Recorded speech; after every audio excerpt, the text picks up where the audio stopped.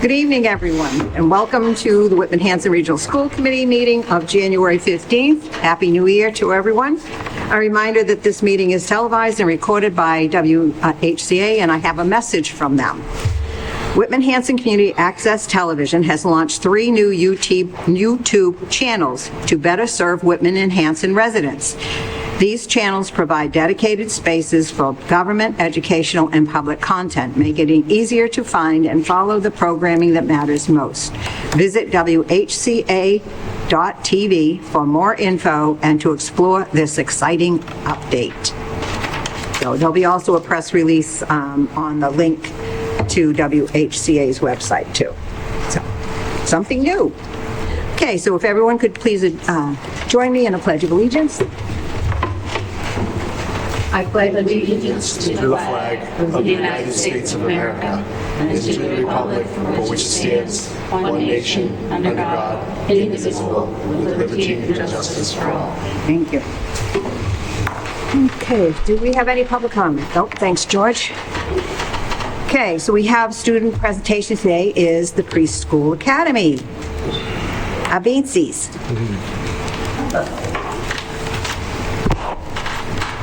For all of you that don't know me, I'm Chris Ahern. I'm the principal at the Preschool Academy here in the high school. And because it's too late for my little guys to be here with you, they're getting ready for tubby time, we decided to do a video of a day in the life of preschool. So I hope you like it. Yeah, have a good thing.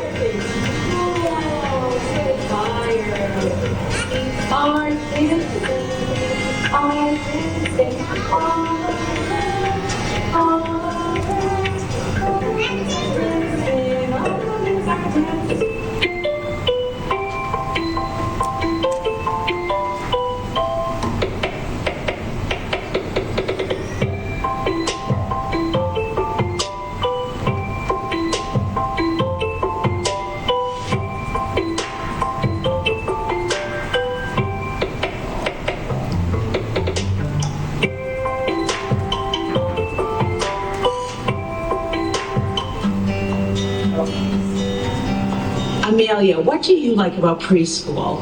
I like about when Mrs. Perry do class with her and what all the teachers do class and all the teachers. And I like Olivia. All right. And I also like the music time and I like to go on one foot. And like this. Oh, when we do our mindful activities Yeah. and our yoga? I like to blow my candle out, not like a real candle. Nate, what do you like about preschool? Playing in the sand. In the sand, at the sand table? Is there anything else that you like about preschool? Playing with animals. Thank you. Yeah. William, what do you like about preschool? Toys. What kind of toys? Bikes. You like to use the bikes when we do our gross motor activities? Owen, what do you like about preschool? Playing with Legos. The big Legos or little Legos? The big ones and the yellow ones. During table talk time and center time? Yeah. Anything else you want to say about preschool? Play-Doh. The Play-Doh. Do we always use the same Play-Doh? No. No, what kind of Play-Doh do we have right now? Gingerbread. Gingerbread's right next to me. Yeah, we made gingerbread Play-Doh, huh? What color was it? Wow, the same. Just like gingerbread people. And did it smell like cinnamon? Yeah. Yeah, a little bit. Anything else you want to say about preschool? I actually like one more thing. The favorite thing the other day was my favorite going to the movie theater. You got to go upstairs to the small lecture hall and watch a special video, huh? Yeah, I loved it. That's all I ate. That was very exciting. That's all I ate. Thanks for telling me. Yes.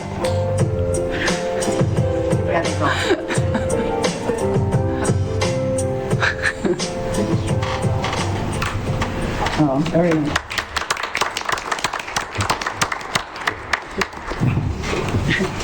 Thank you. Thanks, Chris. Thank Can you Chris. let the committee know, come on up here for just a second. You're not off the hook yet. So what population of students do we service in preschool? You know, for the audience, what is our preschool? Our preschool is basically, we have 4 integrated classrooms and 2 separate classrooms. So we service a wide variety of special education students, and you can see we have some speech therapy. In that video, you could see some of the occupational therapy that was going on with some of the children in the classrooms, and a lot of gross motor. The yoga is done and practiced in a lot of the classrooms. We have about 126 children, and I would say the ratios are probably 48 and 52% between special ed and regular Pure tuition model, students. right? Any questions for Chris from the committee? I just think it's important that the community knows that we have an integrated preschool that we need to do by law, and those are our children 3 to 5 who are deemed needing special education services. You'll see Correct. that in our enrollment data a little today. But there's a cost associated to the taxpayer. People think school is kindergarten through grade 12. we have a end of preschool here, and we have a post-grad program for our students that are 18 to 22. So there is a differential that comes to this board when we have to make decisions. It's just not a traditional student when they're in kindergarten to senior year in graduation. So I think it's really important for us to see what you actually do and the services that are outside the scope of a traditional preschool that might be in town. You have to provide services. Right, and we have a lot of medical issues are growing this year, so we have a lot of medically involved children, and like I said, the special education needs run the gamut, from minor speech impediment to some more serious medical needs. So. Yeah, can you clarify, just so the public knows, that it's their peers, so it's not just special ed, it's also in equal? So that's what Chris just said, it's about a 48 to 52 split, the 52 being peer models. Right, and right. those are tuitioned-in students. Yeah, so everybody understands what a peer model is. A peer model is a traditional student, non-special education. Correct.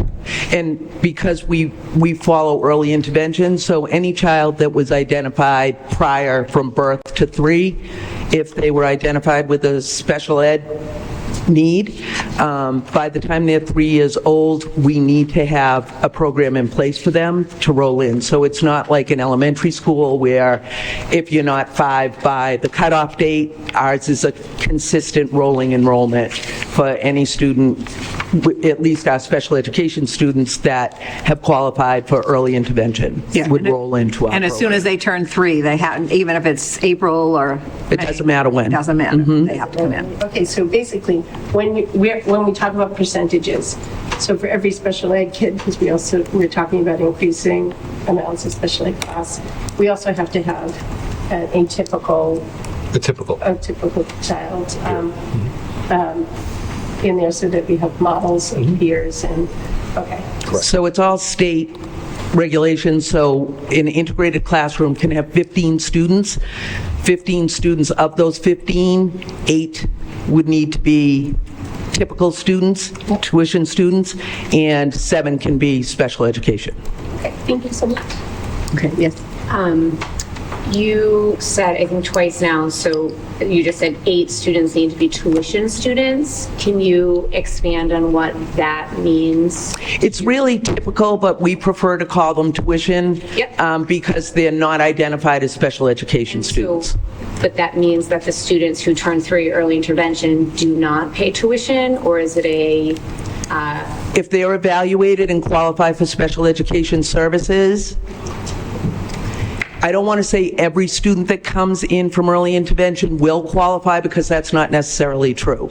If they come in, depending on what their services were with early intervention and depending on the information, the latest evaluation from early intervention, we would decide whether to reevaluate those students to see if they meet our criteria. There is a big difference between medical model of qualification as opposed to an academic model, which is what we are more concerned about from a school setting. So how is it determined whether a student pays tuition or not, I guess? Like, If they did not qualify for an IEP, an individual education plan with the school, then they would be considered a tuition student. Gotcha. If they still wanted to be part of the program. gotcha. Thank you. It's done. Thank you for the video. You're welcome. It's wonderful. One follow-up on space, and this is not a question to be answered tonight because it's aligned with your goals. I know you mentioned space throughout the district expanding and preschool space, but if you can maybe comment on how the requirement to accept special ed students and then needing that model student, how that impacts the space you have right now, how you're creatively using it. I see you use the hallway. That's wonderful.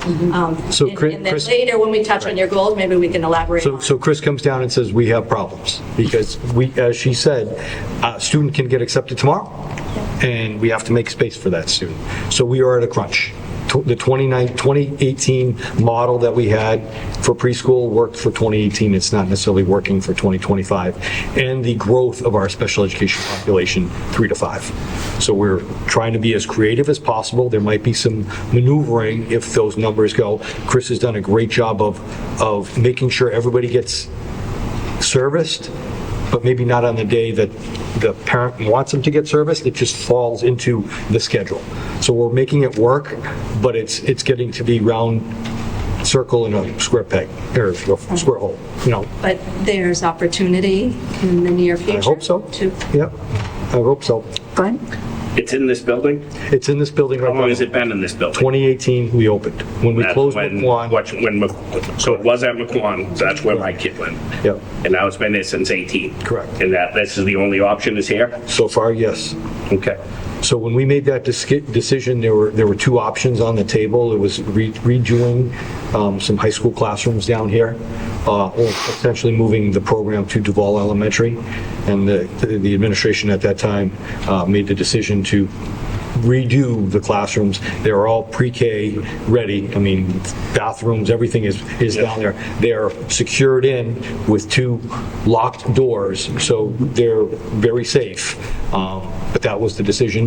And I think for the enrollment we had and for the children of 2018, it was working. It's becoming more challenging because of our And it's just Whitman-Hanson kids, or are there any outside? No, just our kids. Yes. I was just wondering, do all of the students come Monday through Friday, regular school days? So No, we have currently 11 different sessions. So we've been very fortunate this year as far as our population went that we were able to have a true pre-K classroom. So those children that will be going to kindergarten next year, so they came 4.5 days, and they're full days. So they come from 9:30 in the morning till 3:15 in the afternoon. But then our little nuggets, we found in the last couple of years really struggle trying to make it past a half day. So there are usually 9:30 to 12, and then 12:45 to 3:15, 2 different sessions. So that opens up a little more time. Our sub-separate classrooms currently, because those are more severe special needs, they run the gamut. We have certain children that are here 5 days, we have certain children that are here 3 days, we have certain kids that are here half a day, twice a week, so it really runs the gamut. So there's about 11 different sessions right now. that's a lot to manage. Thank you for doing all that. Thank you. Yes, Rosie. You have a lot of issues coming up, it seems, with the added population coming in, but the state is looking to expand early education, and they're providing a lot of grants. Is there have we looked into possibly if there's grants that could help us in any expansions that we need, or is it? As far as grants, I haven't looked at that piece of it yet. I'm looking at space and what would be working to fit the population of student that we have that might need to not be here. And just a follow-up question to that, as we're looking for space and knowing that they're moving into early education throughout the state, it's going to be a requirement, is what I'm hearing. Could we prime it, not just push it through right away, but prime any space that might. So as we so move it's into. not costly in the future. Potentially, and Dawn and I actually, we talked about early education like 4 years ago. Hopefully, as tuition-free full-day kindergarten took us 22 years to do, that won't be, because the state was going that way in 2001. 2022, we finally did that. If the state makes a ultimatum or mandate, we'll see where we get. But we're not at a point yet for me to propose a tuition-free preschool based upon that. We're not ready yet. And so just, well, it was free and the state was providing lots of money for grants. We didn't do it, but then we jumped on it when the state wasn't subsidizing it. I maybe a different look at that is jumping on it while the state's helping to pay for it. Yeah. We will. Kara? Just to clarify, though, the lack of jumping on it when grants were available was a voter decision, not an administration decision. Okay. Yeah. Anything else? Thanks, Chris. Thank you, Appreciate Chris. it. Thank you. Thank you. Okay, next we have our student advisory report. And she's by herself this month, by the way, because I know we talked about every other month, but because of the holidays, they're going to do a full presentation in the February meeting. So today, we just have single. So, for the student advisory, like our group, we are trying to plan our school-wide spring cleanup that we're going to be starting in the spring. Right now, we're looking into picking a date on that, as well as sending out community service. And then within that, we're also looking to reach back out now that the spring is slowly coming up. Reaching back out to Dr. Jones and Mr. Driscoll about adding trash barrels into the school area due to all the litter that's found all over just the campus.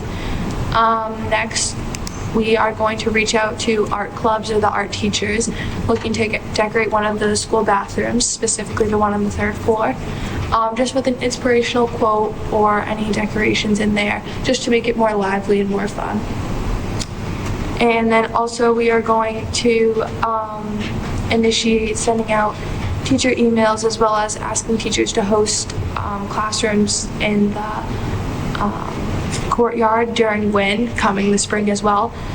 We have a few teachers in mind who would probably be up to hosting their WINs outside, just to incorporate that space more into the school day, as it has tables out there already and it's just a nice break from being inside. For the school, the Whitman-Hanson Theater Arts performed their performance of Puffs last weekend, and it was a huge success. There was a huge commitment from teachers as well as students backstage and on stage, and it was such a great performance for people who saw it. I heard it was sold out one night. The debate club hosted a meeting on the impacts of social media, and they also debated the Panther release versus the late starts. The results from that came back that late starts were in favor. The Key Club is making blankets for the animal shelter next week, and they are looking to make blankets or toys out of fabric, and they're just going to be donated to the local animal shelters in Hanson. The school will be hosting the SATs during the school day on March 20th for all juniors to sign up. This is a great opportunity for students who may not be able to make it to the SATs outside of school. Last weekend, the Winter Wonderland was hosted by the class of 2026. A lot of clubs set up craft tables or kind of tables associated with their club. The ASL Club, the Debate Club, Best Buddies, the class of 2027, as well as some winter sports teams held tables there. And lastly, the Best Buddies program is hosting a sweatshirt fundraiser to raise money for their club. Does anyone have any questions? Anybody have any questions? Awesome. Thank you. Okay, thank you. Thank you. Okay, so next is approval of meeting minutes from December 11th, 2024. Motion to accept? Oh, I will amend, motion to amend. I wanted to amend and strike out the sentence that said, a new 20-mile-per-hour speed limit sign was also installed at Duval School following safety concerns. My explanation is that the way the minutes are written and drafted, this misrepresents the discussion that actually took place. The way it's written now, it leads you to believe that the two safety measures, which was the blinking light that was in question with an invoice under the budget agenda, happened concurrently with the Duval speed sign, and that's not the case. So my motion is to strike that sentence in the minutes. Okay, any change for it, or you just wanted to strike it? Just strike it. Okay. Any question about that? Okay, Rosemary, you had an amendment also? Yes, I have an amendment. I rewatched this because when the minutes came in, I feel like it didn't have the tone and tenor of the actual meeting, which is what it should have, even it should at least have the tone and tenor. Okay, are you talking about the minutes? The minutes. The minutes are not required to do that. Do you understand that, Rosemary? To represent what occurred in the meeting. No, they are just supposed, we don't even have to have minutes, but the minutes, we went through this before you were on board, and we went through what the regulations are, and you just have to say what the votes were actually, and that there was a discussion that followed. So it's hard to, you can't do tenor, when tenor when you I do think do the that right. seeing as what's on the agenda this week in some of the emails, that the meeting I did watch and listen to and took part in did stress that there were concerns financially, more than the minutes do. And I did, and if you feel like you just want to do the votes, that's fine. Then No, we don't we will say that there's a discussion, but that's. this is fine. It was getting into too much of who said what and when, and and then some people didn't get listed and other people didn't, so it was getting very confusing, so we looked to fix it. Streamline it. Yes, and fix it to what the regulations actually stated, so. If that is how you do the minutes, then I will retract my statement Okay. in terms of. All right, thank you. But I do feel as if we did discuss some concern financially. We know, yeah. Second on Ms. By's amendment. Okay, so we're just going to vote on the amendment now, please. So all in favor of the amendment, raise your hands, please. Okay, unanimous. Okay, now we'll vote on the minutes with the amendment. All in favor? There was no motion. Oh, I'm sorry.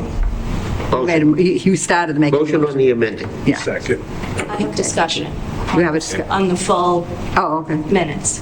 And I would like to also echo what Ms. Hill said, because while I just amended them to strike something, I could have gone on to amend and make many other changes. Yes. Because there was part of the parent letter where the entire MCAS presentation was made, and then there was discussion that I had made about the curriculum and the expense of the budget and the curriculum review process and so forth.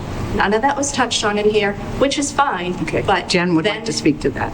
further in the minutes, there also was not mention of other particular invoices that I had questioned. So the Indian head blinking light was pulled out with a lot of dialogue around it, but when I questioned about a $600 invoice and asked what this was for, it's not in here. So I'm not going to go on and make all those amendments, but I feel it also does not accurately reflect the full conversation that happened. Jen? If someone were to read that, they would be missing this meeting. Jen?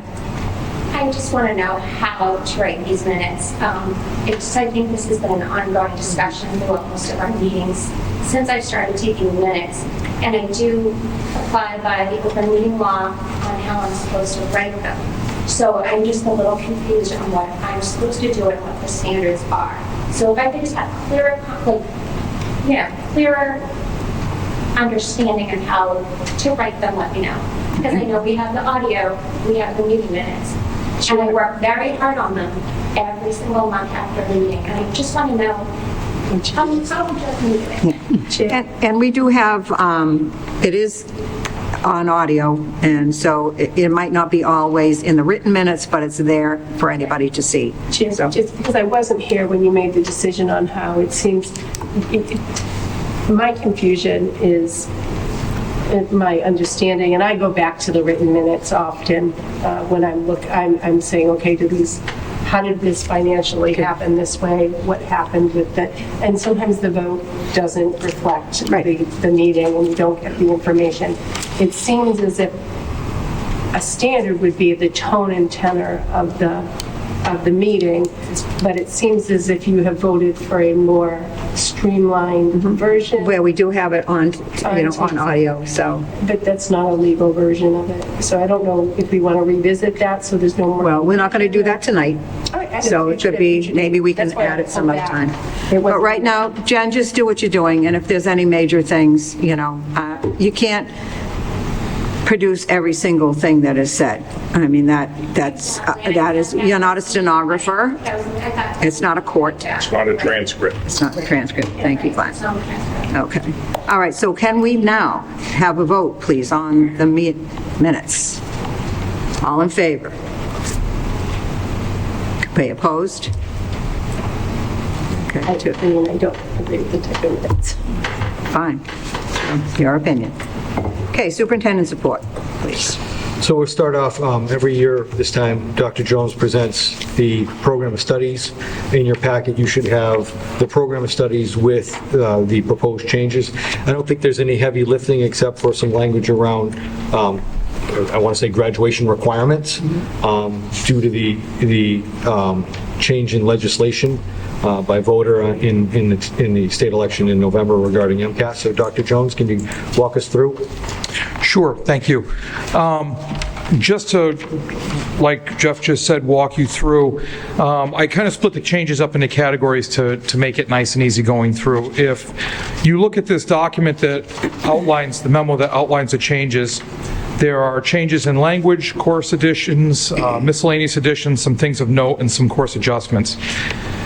Language is usually changed for clarity and accuracy and just updating as we go through because the program of studies continues to adjust and evolve.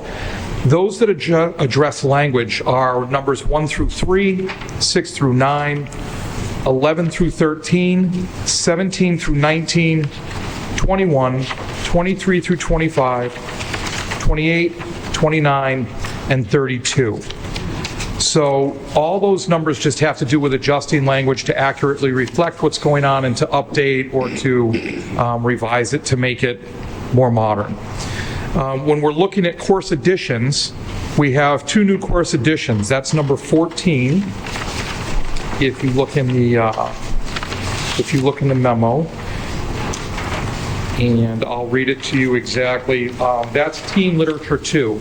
We had something called Teen Lit that was very popular, and it worked really well with the students. The students liked it. They were engaged into it. It packed as a class. And so now we have a Teen Lit 2. And along with that, some of the language change that I mentioned above for clarity and accuracy, we changed Teen Lit to Teen Lit 1, just to show the difference. But that's a new course, Teen Lit 2, that we expect will have quite a few people interested. The next one for course additions is number 31, which is physics, electricity, and waves or magnetism. And that adds to our physics, energy, and motion. That's just another slice of physics that students can get involved in and explore.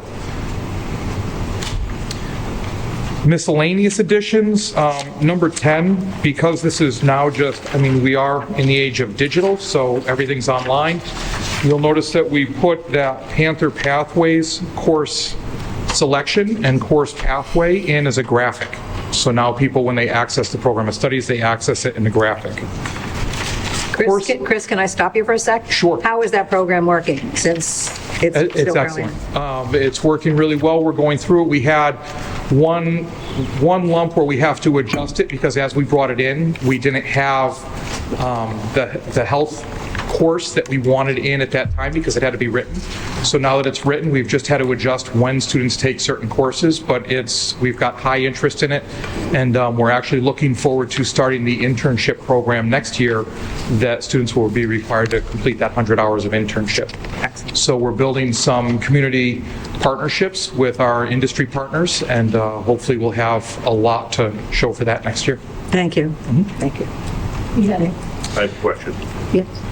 Number Wait till we one. finish? Oh, sorry. You let him finish and then we... We're not at I- discussion Okay. yet. No, I just wanted That's why I'm trying to streamline it. There's a whole bunch of numbers. Sorry, I discussed when I Yep, shouldn't I have. get but it. I just like that picture, the graphic. That was, because it's I a new got it. program, that's Oh, my why. God. Okay. Course adjustments. These are courses that they rotate each year, and we've adjusted a little bit to span grades to offer more opportunities to students. Those are number 15, 16, 20, 22, 26, 27, and 30. And the reason we rotate courses is to keep them fresh and to give students different opportunities and options. Then of note, which Superintendent Simonak mentioned, has to do with graduation policy. So there's 2 different pieces to this.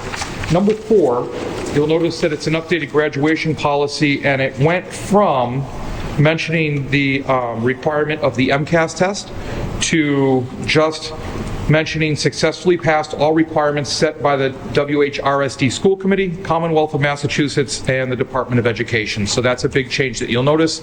And that also ties in with language adjustments for the rest of the program studies. We've taken out any reference to MCAS being a graduation requirement for the high school. Then number 5 is the other one of note, and that's another graduation credit piece, or requirement piece. When we change the schedule to 8 different blocks, that moves students' ability to take 6 classes to 7 classes. So now they schedule themselves for 7 instead of 6 at a minimum, which then gives them the opportunity to earn more credits. And so our credits sitting at a total number of 90 really found it to be a little short, or falling short, because now students were able to take that many more credits throughout the course of their high school career. So what we did was we put an extra 8 credits in. So starting with the class of 2028, because they've experienced the new schedule, they'll need 98 credits to graduate. Just to make that a little clearer, students need a certain number of credits to graduate, and a certain number of those credits have to be in certain courses. And so we haven't adjusted the number of courses that they need, or specific courses that they need, so we put those into electives. That doesn't mean that it has to be a half-year course. It can be a full-year course. It really opens up options for students to explore more of what they would like to explore when they're in high school. And it's still, honestly, it's still easily attainable by the time they've gone through the 4 years. Done with all the numbers. So any questions that stand out, or anything I can answer? The very first one, minimum passing grade goes from a D- to a D-. Right, that's semantics. I looked at page 6 to see if I was not. No, that's semantics. The D-, it used to just say D-, now it says the number 6 Okay. / D-. Okay. In case anyone didn't know what a D- That's just a little bit of language changes. Yes. Number 4. Yep. So what it's being changed to is requirements set by the school committee. So I guess, I don't know if this is a question for you or for Jeff, but what requirements have we as a school committee set? So I know, like, at my school, the school committee is looking at mass core frameworks. And like you just said, like, so kids have to graduate with 98 credits. I believe you said, like, look, not right now, but they will. And it's got to be in certain courses. So now that the MCAS is off the table, and DESE, we're still waiting for guidance, and maybe we'll get it this year. Probably not, I mean, maybe. But by the time we get it, it'll be too late for this current class, right? So what's our role here? Because if the language in the handbook, or the program of studies rather, says the requirements set by the school committee, then that would mean that we as a school committee have to have a conversation about adopting Mass Core, or looking at the Mass Core framework, but then the Mass Core framework is what most state universities use as well, right? They're kind of one and the same. So looking at those pieces, is that like a future topic? So am I missing? It could be both. So right now, we use Mass Core. Okay. So part of what is it? Like in my glasses now. How many credits, Chris, going to 98? 90 right now, it'll be 98. That's Mass Core. And it's exactly Mass Core, so they have to do science, and they have to be 3 units of a lab-based science. Like, because sometimes for some students, like those it looks like some of the physics classes you offer are really advanced, but some of those things are tricky for some of your students who their math isn't quite there, right? So is it exact, or is it modified Mass Core too? That's my It's modified Mass Core. Okay. So a student in science could take biology, could take physics, and then potentially could take 2 other courses to fulfill that requirement. Yep, okay. I have another question on 4 as well. So it's school committee, Commonwealth of Massachusetts, Department of Education. We're subordinate to those other 2, correct? Like, we couldn't supersede them. No. Yes. We could? Yes, you could. Yeah. So right now, there is nothing from the Commonwealth of Massachusetts. Okay. So we decided to make it 90 credits. So you could. State doesn't give you the number. So realistically, and I'll give you a for example, because this came out, and state council for the superintendents have said certain school committees now still require MCAS. Okay. Okay. We could do that. You could. And it was said that, well, if you do, you're opening yourself up to voters saying, you're not supporting the vote of the Commonwealth. So That vote didn't become a law. it is a law. But we'd the be school breaking committee. the law. But here's the thing. It's local requirements. So the state only gave us MCAS Okay. as a competency determination, not graduation requirement. Competency, there is no competency determination now in the Commonwealth. However, our students still have to take MCAS because it's used as a federal assessment. For attendance. Yeah. Not necessarily score, but attendance. So this is where the state's doing the push-pull right now. The school committee has always approved graduation requirements, and the state said, well, for a state diploma, because of the law, you needed the CD, competency determination for MCAS. That is now off the table, so the school committee could do multiple things. Oh, Amazon guy. Can't miss it. So it is. We've always had our state requirements, or the school committee requirements, because a student could pass the MCAS prior to 2025 and wouldn't get a diploma because of that, but fulfilled the school requirements. Okay. So we've kept them whole, and we could have that further conversation. And I mean, if we want to continue that conversation, we can amend the program of studies as we go for graduation. And again, that's that push-pull, and other school committees are looking at the MCAS assessment. One of the schools districts that was on a team with us said, well, we require a certain, we're going to continue with MCAS and require a certain score on MCAS to go. And other superintendents and the attorney was kind of like, well, that's not necessarily going along with the will of the people. So we could continue this, but our graduation requirements are pretty high, and we've always had pretty high graduation requirements for the students of Whitman-Hanson. Can I just do a follow-up real quick? I'm sorry.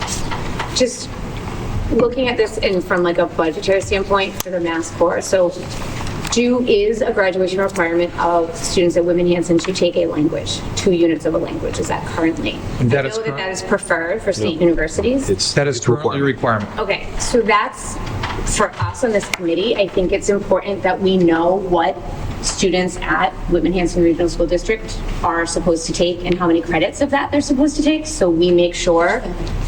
Yeah, I'm looking at the Mass Corps. Like, I'm looking at, if they're saying that Mass Corps, sure. But to make sure that they match up and to see from a budgetary standpoint, currently we don't have foreign language at our middle schools, right? And so if you have a foreign language at your middle school and you take it 7th and 8th grade, that can set you up to go than more just your first 2 units. And I'm just saying that there are more budgetary implications to, now that we don't have MCAS, we do have to look at what we're offering and making sure that the students have access to these things in that way, if that makes sense to everybody. That was more a statement to the committee. Just after Dawn, thank you for saying that, but I wanted to add that. Okay. Dawn was next, and Kara? Okay, Dawn. Thanks. Couple comments. So I read that also as set by the committee, and I thought, what are we setting, right? So in my mind today, right, when we approve this, essentially that's what we're setting, if you will, is page 7, graduation policy, and that outlines the classes and the credits needing to be taken. So just a couple comments and feedback. So we just heard Whitman-Hanson, you would advocate for no midterm exams and no final exams to sort of give more in-class time and learning time, because that took away. But at the time that this committee supported Dr. Jones, MCAS was still a measurement and a tool. So now our students are not experiencing the learning process to learn to prepare for a midterm exam or a final exam or an MCAS. And I've actually heard some student feedback that that is problematic for them, also because of moving on from one class to the next. You're not refreshing in your learning of what you learned earlier in the year and going on to, a second class. Also of mention is that we're removing AP Spanish because it doesn't qualify for our students. The Whitman-Hanson class of 2023 was the last class that qualified with having a world language in our middle school. I know that because I knew a class of 2024 student who didn't get it in 8th grade. Didn't get that Spanish world language. We also, I'm going to go back here to earlier years when I was on the committee, and I remember student advisory council. It wasn't Kayla, but it was another student, and I want to say her name was Caitlin. She talked about wanting AP music theory, and that she had gone on to take some other AP tests and didn't even realize AP music theory could be one. So I mentioned that because it's always stuck with me, and I hope that as we're growing our music program, that we can offer that. We just saw the preschool, right? They had music theory. That was in the video. I couldn't believe it when I saw it. So I hope we can add that in the near future. I see robotics in here, but not till 11th grade. I know I've spoken with the robotics teacher before, and students are excited to start that in 11th grade, but they're really at robotics 101, with no base learning. So being able to infuse that at the lower grades. And my last comment is on FinLit. It's a requirement, financial literacy. We make it here. It's not in Massachusetts. It's a wonderful thing. I heard from some students also, they're taking it in their senior year, so I don't know if we can get more offerings or availability of scheduling to get students to capture that in the lower grades, if possible. That's all I have to say. Can I address each of those, or? Yes, sure. AP Spanish is not removed. The language says that it's taken out, that it's not being, the way it's worded is a little tricky. It's being taken out that we're not offering it. So we're taking that back because it was put in the program of studies last year that it was not going to be offered. So we're taking that language out because it will be offered. Now, whether it runs or not depends on how many students can qualify or apply for it or enter into it. Right now, that number is very low. If I were a betting person, I don't think it'll run next year, so we're looking at different opportunities that we can offer the few students that will actually be able to take that. So we're not actually removing it. It's one of those things in the program of studies that we'll leave, but if students don't fill it up enough to run the course, then we won't run the course. Which unfortunately happens with some things. There have been discussions around AP Music Theory. Yes. Like you said, much like you said, the idea of we're just growing the program more. We've made leaps and bounds with the program. The two teachers that are running that program, bringing students in, some of the changes they're making is absolutely fantastic. So as it grows, I'm sure there'll be more discussion around that later. Our robotics club is active for a lot of the underclassmen that then they come into 11th grade. That program is growing. We hosted 2 tournaments here actually, which was pretty exciting, and they were packed. We hosted a smaller robotics tournament, and then we doubled down and doubled the size of the teams that came to the tournament, and both days were a massive success. So that program's growing like wildfire. And FinLit, the seniors taking that, that's either because of credit issues and credit recovery issues, for if they had to fill up their schedule with other pieces of that math score that we're talking about, or those courses that are required. And the seniors that you would see taking it could also be the tail end of when we made it a graduation requirement, those few last students that had to work it into their schedule based on. But to what you're saying, because it's a requirement, it is a full class. Yeah. We have full sections. We're glad we have it. Glad we have it. Kara, you were next. I just had 2 quick things, one of which John really touched on, and just the fact that the lack of AP language, if not offerings, then like enrollment is a direct correlation to the fact that we have no middle school language program. There's just like, if you're starting with Spanish 1 in freshman year, you're not going to get to AP Spanish senior year. So my question was actually that handful of students that you have that could potentially get or show interest in AP Spanish, are those native Spanish speakers, or are they getting language some other place? How are they qualifying for AP Spanish? No, typically the ones that I've heard of, the students that I've heard of, have gotten language in a different place. Okay. They either do it on their own because it's a passion and they're able to move forward, and there are some native speakers or speakers that have experience with another related language, say French, that they can move forward in Spanish with. And my second question was around not MCAS, which I'm actually not opposed to it disappearing as a requirement, but I think as a graduation requirement. But I am kind of curious when I think about MCAS. I think there's two pieces. I think there's the student, the student learning piece, but there's also like the teaching piece, and I don't think MCAS as a tool was particularly the right tool for either of those. But I'm just wondering not only about like when, John, when you're talking about midterms and finals, which again, I think there's like a lot of conversation we could have around that, but I'm wondering a little bit around just like accountability around if you're taking, if we have two students who are taking the same course but with different teachers, like is there a common district assessment that we're just kind of keeping, making sure that people are kind of following the curriculum in the same way, would be my question. Good, George.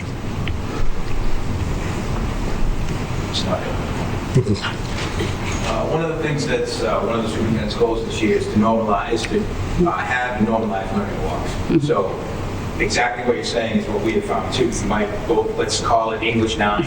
People might teach English 9, but I'm project-based as a teacher and I'm assessment-based as a teacher, except some of the kids aren't.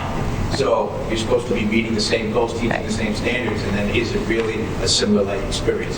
So one of the superintendent's goals, and one of the things we're already working on, is to develop these learning walks. We've talked to our administration about it already. We have some templates of what we need to look for, and then the goal for the rest of this year is to normalize what those things look like, so then actually start the walks and have the walks next year, so that we can get to that point. The eventual point is not to take away the independence of any teacher, but it is for a similar like experience in those classes that are the same. If you were in a middle school, what that might look like is in 7th grade math, the teachers, this is what they weight, and these are the percentages, and it looks the same for students. The same, we have the most similarity right now in the elementary schools just because of the nature of an elementary school, but that's one of the goals we have that, and that's one of the goals we're working to the learning more. Yeah, and I guess mine is coming. I have twins who are freshmen in high school, so they have the same course load, but do not have really any of the same teachers, and I have no complaints whatsoever about their teachers, but they do have kind of in some cases there have been some like different experiences in terms of the pacing of the curriculum, and my trust in the staff is that they're getting them to where they need to be in whatever way is appropriate and for them. But I just feel like I don't want to count on that in every situation, To your point, one of those things is that like when you don't have a formal curriculum, a lot of high school doesn't, it just relies on teaching the standards, then you lose some of that like experience in similar classes or some of that oversight because you're only focusing on the standards. And you're right, MCAS didn't really address that. In a perfect world, it would have addressed the teaching of the standards for everybody. The test would have reflected that, but it really did. So now we're coming up with ways of doing different things so that we can have, albeit now that I'm going to 2 schools in a couple of weeks to sit in and actually walk in on their learning walks just to make sure that we can have our piece. We can have it as normalized for everyone so that we can do what's best for kids.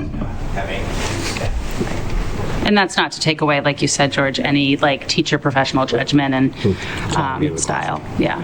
Okay, Rosemary. Thank you.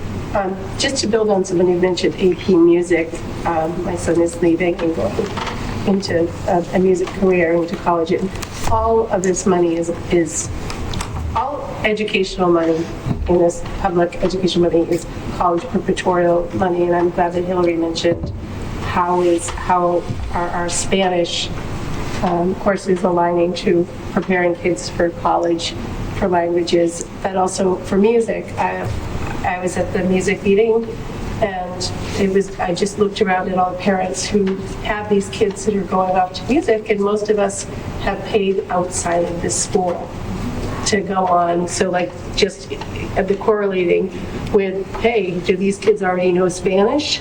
These kids already know music outside. So is the music department, even though as we expand it, is it truly accessible for children who might not have musical parents or might not have parents paying for music outside? Is the theater accessible? And those are jobs that people go off to do later on in life, my own child being one of them. So thinking about how can we prepare them for the theater schools, how can we prepare them for the music schools, even with the AP, because I don't think we'd have anybody in AP music if it wasn't for parents just really doing a good chunk of the music education outside of the school and the theater too. And we speak to like on stage and others. Thank you. Stephanie, did you have your hand up? Yes, I just wanted to comment on a couple things. First of all, Ms. Byers, you mentioned about having financial literacy earlier. I can just speak personally. My son Nicholas had it in his freshman year, and it meant nothing to him because he didn't have a job, he wasn't driving, he didn't have expenses. So I think that just from my point of view, I think that having it maybe 10th grade, 11th grade, 12th grade. I know I talked to you about it at the time. Yeah, and a lot of it's around 10th and 11th grade that we try and put it in. Yeah, I love the fact that we're integrating an art or music class as a requirement. I think that's fantastic to get students to do that. And I think that it looks really good. I think we're offering students a lot of wonderful opportunities. So thank you for all your hard work on this. Okay, I guess do we vote on that? Yeah, we could if we're ready to do that. Are we ready to vote? Sure. Okay, can I have a motion, please? Let's make a motion to accept the... Okay, do I have a second? Second. Second, Steve? Okay, all in favor of accepting the program of studies? Raise your hand, please. Okay, it is unanimous. Thank you, Chris. Thank you very much. Appreciate it. Thank you. Okay, enrollment data. That is you. Okay, enrollment data. I put some enrollment data. Hopefully it's in your packet. I put it on the drive too. And in your packet paper copy, I think it's as I want to go through it. I kind of did report 1, 5 as we go. The not awesome news is our foundation enrollment is down 109 from June of last year.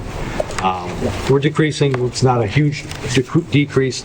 Kind of had an idea we were going to go down around this number based upon where kids leave over the summer. And the fact that our students' population in grades 2 through 5 aren't necessarily large. It seems like our kindergarten and our first grade population is bigger than it has been in the past. So that's a good thing. So that as our seniors leave and our freshmen decide to go to vocational schools or private schools or whatever, we won't see as much of a drop in years to come. It seems like we've flattened out. However, our kindergarten numbers in district and our first grade numbers in district are higher than our second, third, and fourth. So if you look at the first document, the Sims report, foundation enrollment, our foundation enrollment this year is 3368 versus 3477 in June of last year. The next document, I just wanted to share with you, these students are part of our foundation enrollment, but we're responsible to pay for them where they go. So we've talked about school choice, and students can go to whatever school is accepting school choice in the Commonwealth. We talk about charter schools. These are where our students are at right now. As of October, based upon our data, they're in choice at different schools in our area, and they're part of charter schools. Now, at some point when we talk about budget, we're going to talk about choice reimbursement from the state and charter school reimbursement from the state. That doesn't necessarily match up with the amount of money that we spend out in tuition. However, the positive out of this, if there is a positive, if you look at the grades, where the students are at, we don't have any kindergartners going out anymore to choice at Rockland or East Bridgewater or Abington. So kids are staying here, and fewer are going to South Shore Charter for kindergarten. So as talked about in 2022 when we went to tuition-free full-day K, I said in a few years we won't be losing students in kindergarten to charters or to our local choice schools.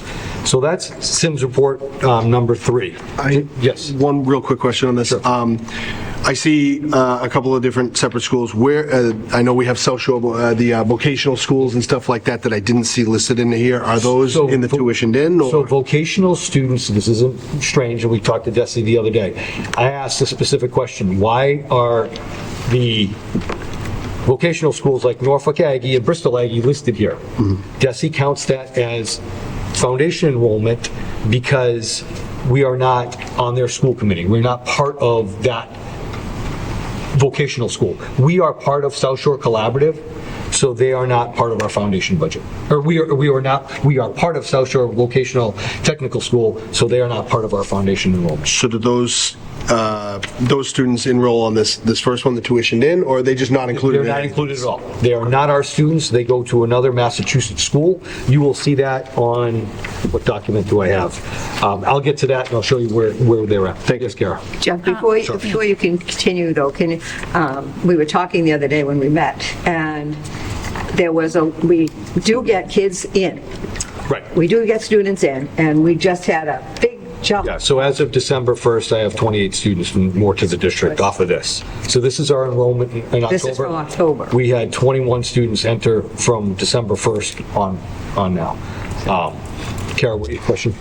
So I want to just clarify. So the 21 school choice, that's 21 school choice students district-wide that are leaving or Yes. paying for it. 42 for charter school. Yep. And then the 17 is that for the TECA? What does that represent, the tuition chapter? What does So that I've mean? got two on that report. I've got Okay. Hanson and Whitman. Okay. Okay, so these are broken up by town.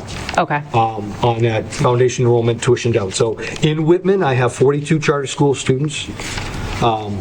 Oh, there are two different reports, I see. Okay. Yes. So this is just, And school choice school choice 21 from Whitman. TECA is the Commonwealth online school, and that is school choice. is that the third line item though, the one that says tuition charter? That'd be- Or chapter? Is that the third line? vocational schools? Those are the vocational pieces. I Those are believe. the vocational schools. Correct. Okay, thank you. Those are the Chapter 74 Got it. vocational schools. Perfect, thank So you. that was Whitman, and in Hanson, I have 10 school choice, 31 charter, 5 tuitioned out to the chapter, and total tuitioned out is 46. So it would be a total tuitioned out of 126. 126? 126. Yeah, I didn't do those numbers for you, And but yes. how many of those are charter school students? 31 in Hanson And 42? 73. and 42 in Whitman. Just a lot of money. That's correct. Yeah. And that ebbs and flows. I mean, I think even when we were talking about the kindergarten piece, parents have said, I want my child to have a different experience. I want a charter school. South Shore Charter has been the big one. MAP Academy down now in Plymouth is there. We do send some students over to Brockton. We can go back and forth on the charter school experience, you know. Yeah, I think for me, it's more just like what our per pupil spending is within the district and then what we pay per pupil to send them out. Right, because cheaper to keep them. Each charter school, their tuition is not the same. Correct. Right, so like TECA is extensive. TECA's is choice. So I pay the school choice rate of $5,000 for that child. Yeah, TECA is not a charter school. Charter school sends our tuition bills. Maybe Stephen can talk to it at a different time. I'm not going to put him on a spot. But I don't know what the tuition is for South Shore Charter. I don't know what it is for MAP Academy. But TECA is a school choice. Okay. So they are different. That makes sense why they have such a long waiting list. Correct. Okay. So they are choice. Okay. And again, to the committee, if a child decides to go choice to another district, I can't say no. Okay? That's the law. They can choice in if they're accepted. I can't say no, but I'm responsible for that bill.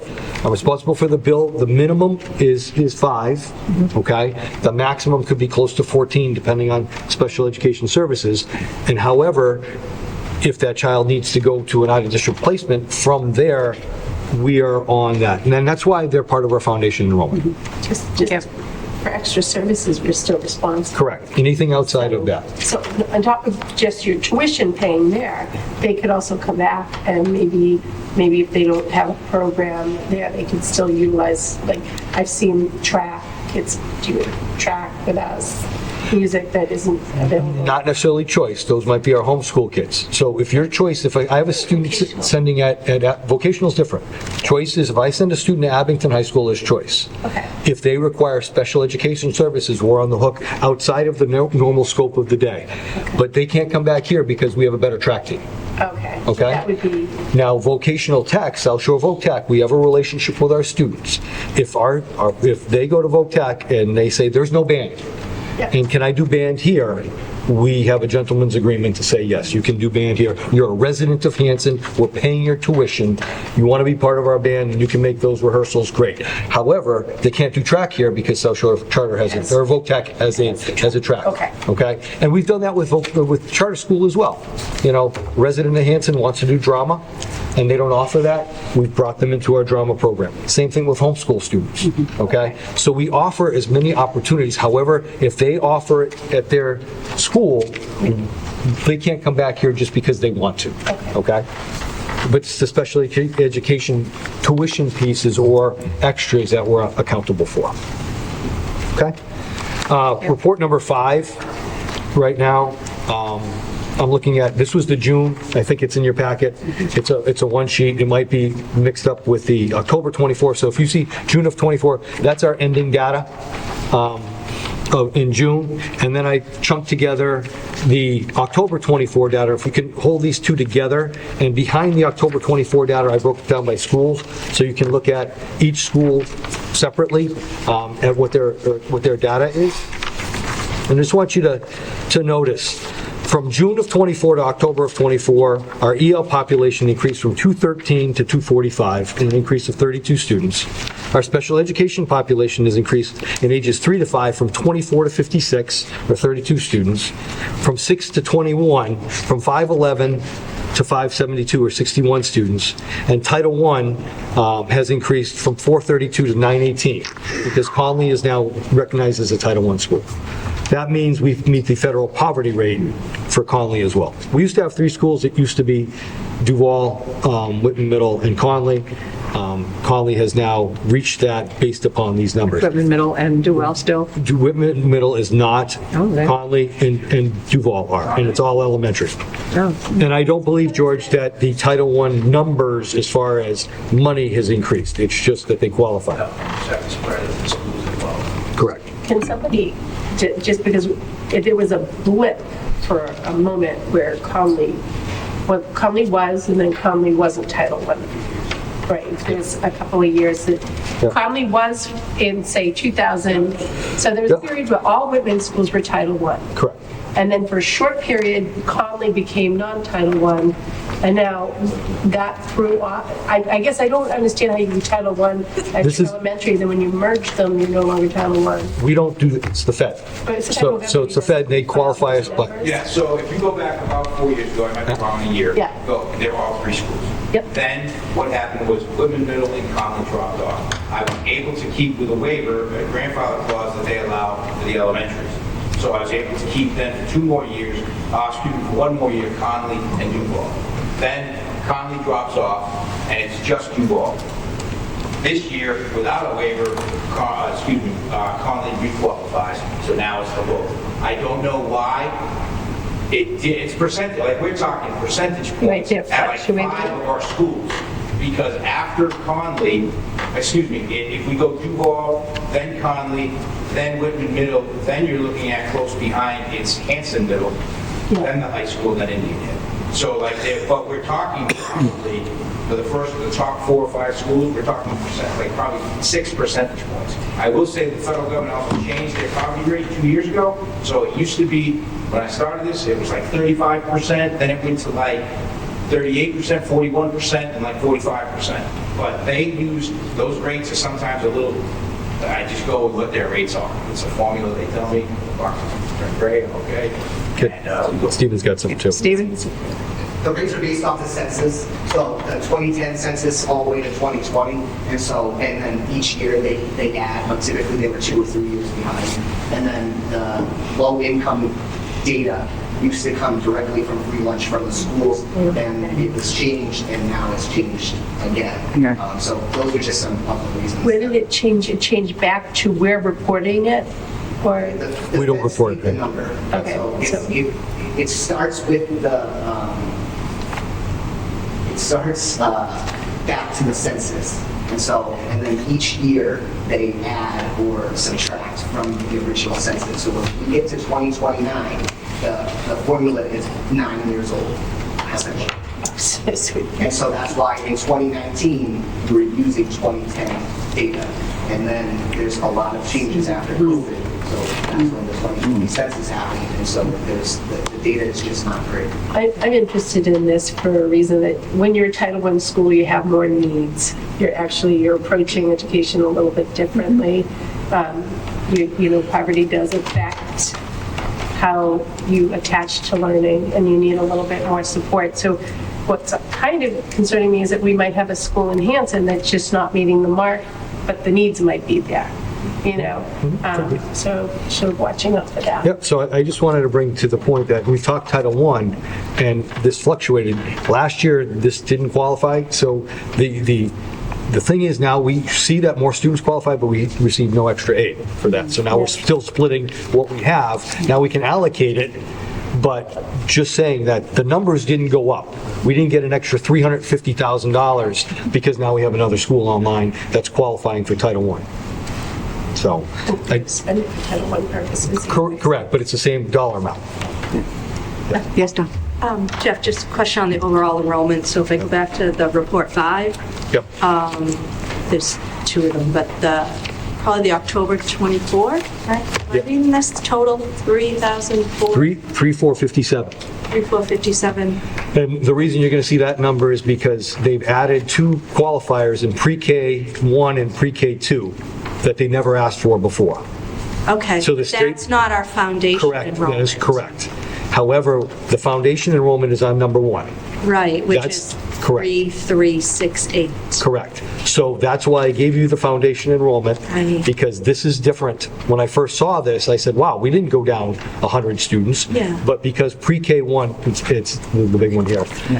So the state is starting to look this year at, you spoke about early education, so now they're tracking what we have in preschool and the numbers of preschool, who's on special education, who's not. We're not getting any funding for it, but they're tracking it. Yeah. Okay? Oh, I know what it probably is. Remember when we went from the half day to the full day K? And that gave us like. That was something different, Now correct. counted as a full K. Correct, We got correct. a larger enrollment. So that's what they're doing. Like But- each but- half day kid is counted as a kid. Correct. So For again, foundation and now if you're going to look at, the next report might have the pre-K3 and the pre-K4. So those are the 4 boxes that are there. They may have been Just get back to the, so our foundation enrollment went down about 109. But you just said we added, that We was added- from June. The English language population's increasing, but we're losing kids elsewhere? So- Yep, so one of the report you're going to see in the summer. So the next, if we're good with that, report 7 just kind of talks about sped enrollment, okay? And the numbers and where they're at.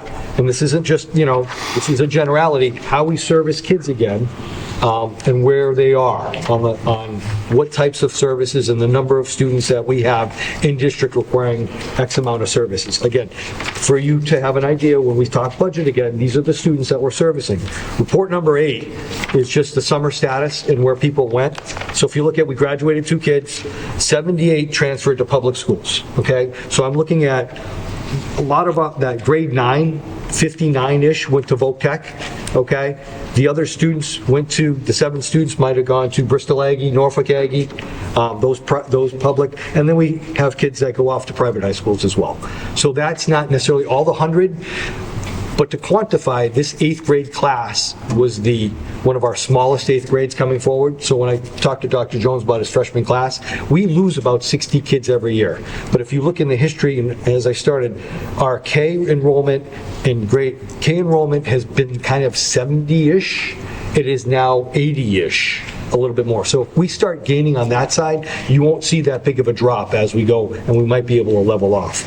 But we do have an anomaly. I mean, if I look at Duval, in their current second grade is 53. When that kindergarten class came in at 50, that's 30 less than 80. So when we lose on this side, and we didn't regain, and maybe now we will see that growth. Chris is pretty loaded. If those students stay here and matriculate into kindergarten, we'll average that 100 at Indian Head, and we'll start averaging our 78 to 82-ish at Conley and Duval. Yep. I guess you're. Yeah, I'll take care of it. Yep. Go to the vice chair. Yep. I think you're asked a good question, what are the enrollment costs for a lot of these charters and even other schools? Because when the illusion of saving money, there's an illusion you save money when you just take from the Whitman-Hanson school. all you do is have unprepared elementary kids to go into other educational schools, and you pay more for the high school kids to go elsewhere. It's an illusion that I hope we are catering to this year, and we begin to dispel that illusion so that we have really great kids with great foundations to go on to wherever they're intended to go. I think, I mean, we talk about, again, I don't look at my Voc Tech enrollment to South Shore Voc Tech. We have more students that have gone to the Aggies, to Bristol and Norfolk than we've ever had. They're offering some programs we don't do, and I joke, like, Bristol has a turtle program, you know, and some kids want to do the turtle program, whatever. I have never, and it could be, and I said this to the committee last year, students send me an application, they send the application to the Aggie, they send it to me, and I'm not going to deny them that opportunity to go where they want to go. It still is in the regional agreement that towns pay for all vocational schools, and the agriculturals, Bristol and Norfolk are part of that piece of it. They're part of our foundation necessarily because they can come back.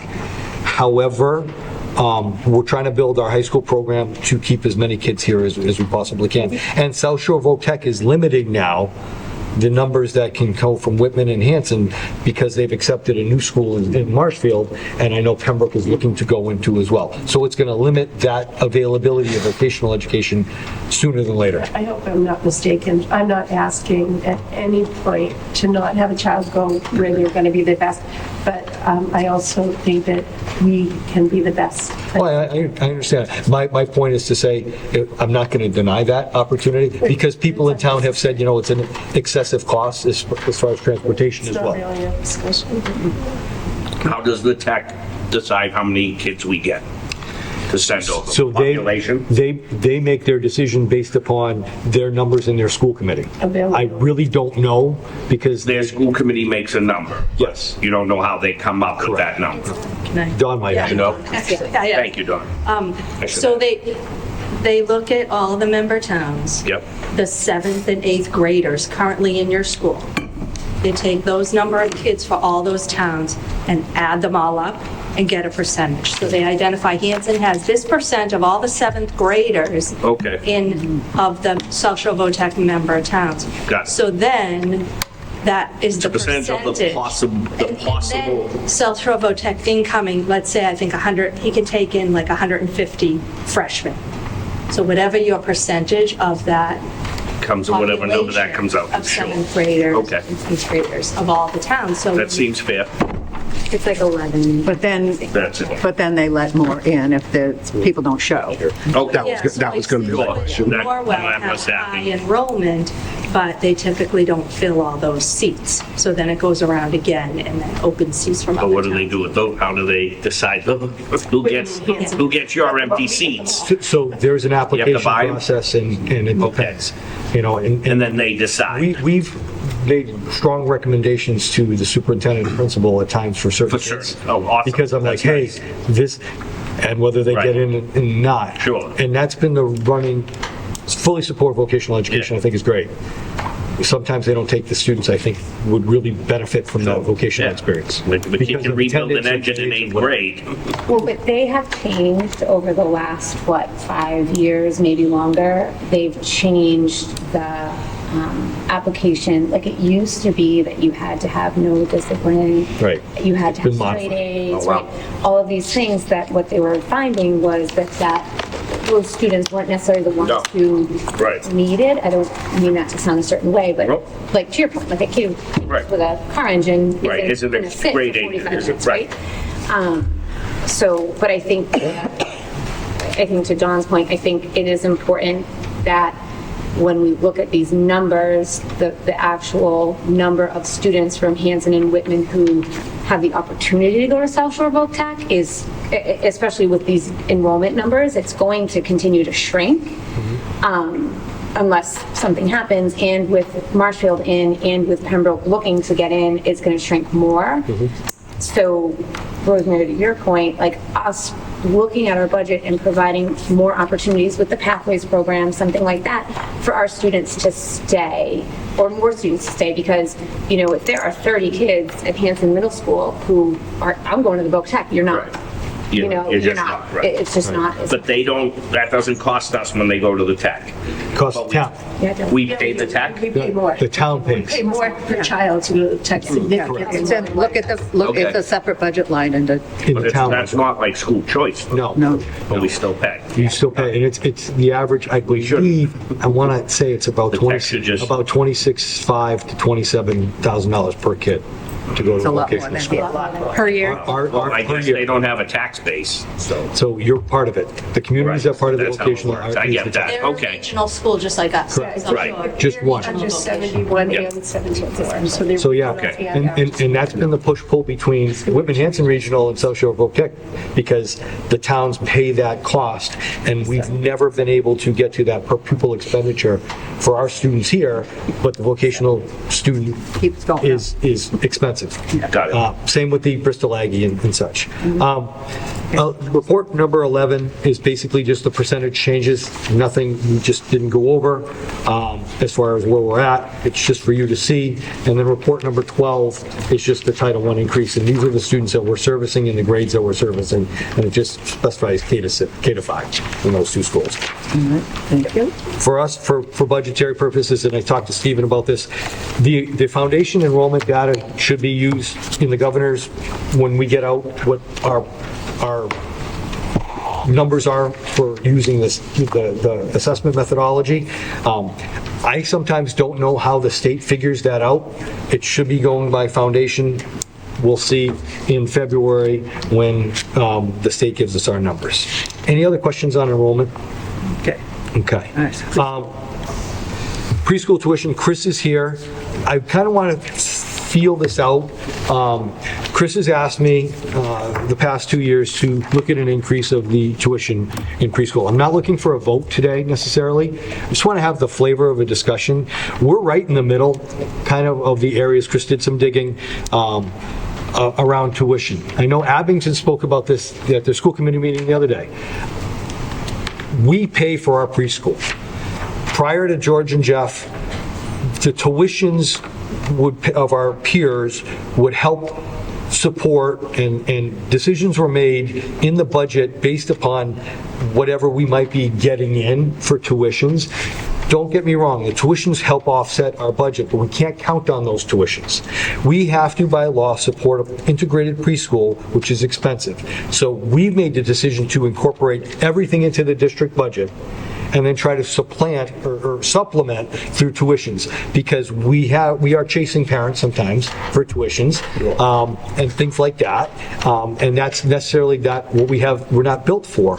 So Chris has asked for a tuition increase to help offset some of the costs within. She doesn't have a budget for supplies necessarily. She doesn't have a budget for things. We kind of put it together for her. So she's looking potentially for an increase to help build that. If we want to do that, if there's a flavor of this committee, I will put together a formal presentation for you with Chris to say, this is what we'd like to see. But I don't want to put forth the effort, but if there's no flavor from the committee to look at a tuition increase in our current climate right now, we don't necessarily have to do that. I showed you what Chris has put up for me to show some comparisons, and we can discuss this further if that's okay. And I also put a 10% increase across the board, and what those costs would be. That would still put us cheaper than some of the other area schools, and then more expensive than some of the other area schools. So again, I just kind of want to feel from the committee before we go into it, and we put together a presentation, and the committee says, yeah, we're really not interested in that. Okay. John has a So, question. no, I'm first. Oh. I'm first. I'm first. I never get a chance. Had her hand up. So when was the last time we increased this? Sorry, Dawn. Great. Go back. Think alike. It's probably 10 years. It's been, I think then we have a flavor. it's been before we came in. We've never had this conversation. Okay, do we have a flavor then? Yeah. To hear more? So- Yeah, I so- don't think we need to discuss it now. Glenn. I had my hand up before this one. I didn't even raise my hand.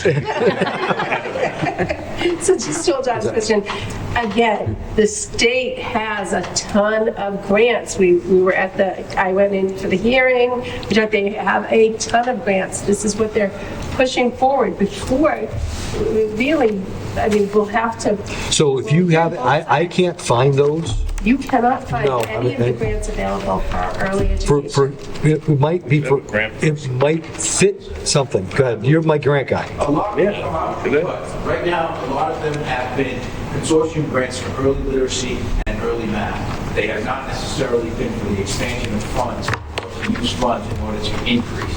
Also, a lot of what we don't get sometimes is, if you read down the bottom for the scope of eligibility, we are not necessarily at the stage where we can actually even apply for them unless the grants get reissued a second time. There are some that go pre-K to 2, and those were early math, early literacy pieces, but they weren't from a perspective of like raising tuition to get funds in to increase or to make a space grant. There haven't been any construction grants at the preschool level.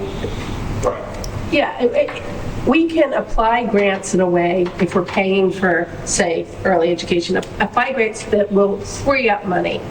And I guess I'm really cautious because we don't have the 2 wealthiest towns, and certainly parents with young kids are the ones that really can't stretch as well as others. So it's so important. Jane, go ahead, Hillary. This is a deal. The 10%, I'm sorry, for 5 days or for whatever this is, these costs, if you look, it's not Busy Bee anymore, it's Cadence Academy now, like what they cost and what you're getting, this is still a deal for families. It is still a deal. When That's you the look yearly at- cost too. Yes, when you look at the comparable, I could have a couple houses on Martha's Vineyard for what I paid for to put my kids. This is a deal, and it is really important, and I asked the question earlier, the students who cost the most are not paying this. And I think that that's wonderful and great, but we have to pay it. We've got to pay for it somehow. Yeah. And it's not, if we haven't increased the cost in 10 years, my goodness. Sorry, it's like you had a question. I'm sorry. Now we have a whole group of kids that were not accepted. Glenn's turn. Are we obligated to have preschool? Yes. So we have to provide a special education component, We have to provide it. and part of that component is like peers. So what if a parent says, I want my kid to go, but I don't want to pay? Because you have to provide it to me. So if you're a like peer, We're allowed. we're allowed to have tuition. Tuition, Yes. okay. If you're qualified for early intervention at 3 or an IEP, 3 to 5, we take you. We have to. And it's tuition free. And we That's have to provide tuition-free. transportation for that child and everything. Because there's special education. Correct. I get There's a that whole part. section that doesn't get. And then one more question. I'm sorry. You said that we chase some parents. Isn't the tuition prepaid? No. No. No, we can, because we're accommodating too. It's All right. monthly, and we try. You can get on a payment plan? Yes. Or, okay. Yeah, and that's, and we do end up chasing, yeah. You pay yearly, you can pay semester-wise, you can pay monthly, some of them pay weekly, some of them pay Okay. years. We have somebody who tries to track it down, take the monthly payments, and I just remember when I put my son in, it was McQuan, I think, Yep. preschool at McQuan. I had to pay up front. Yeah, for- and a lot of I wasn't given options. Okay. That's what I'm saying. Because it was you. That's it. Yes, Stephanie? Right. They said, I'm oh, that just one's curious, do paying. we have, any sort of tuition for need-based, for families who can't afford it? Do we make any accommodations? Or Not necessarily. you can't afford it, too bad? Your kid can't come here? Well, there's other options too. It's not compulsory. It's, you're right. It's It's- not. No, I But we're understand, but subsidizing if you're struggling financially and your options are pay for a more expensive private or go to Yeah, public school, I was just Yeah, wondering. our numbers are, so it's a competition to get in here for the preschool, as it is, because we don't have the space. Yeah. And we don't have the teachers. And that's, if it comes down the pike that, it becomes a state thing, then that's going to be a different story. Okay. That'll be, I'm sure, it'll be a big different story.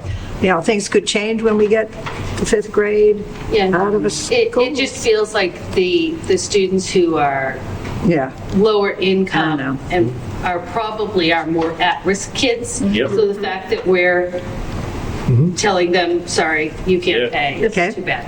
Okay. Do you think that raising the price of the tuition would help with the spacing issue and it might deter some people?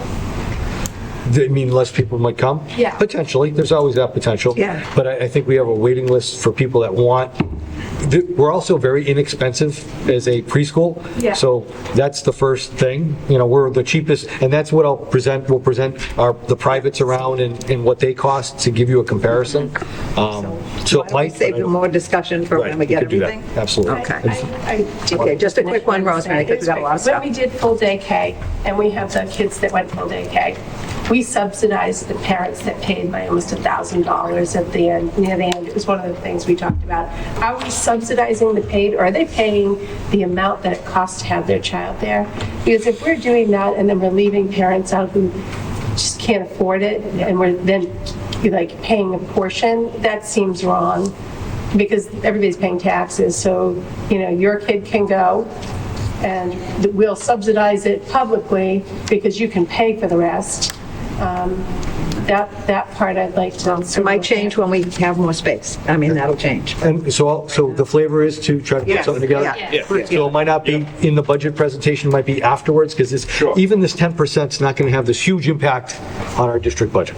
Okay. It's not gonna give So us a lot. quickly on district happenings, I'm going to reiterate, I have one event to publicize, but we have some very ill faculty, and we have some very ill students. So I just want people to send positive thoughts to those who are really suffering right now in our school community, the adults and the children and the staff members that are caring for them.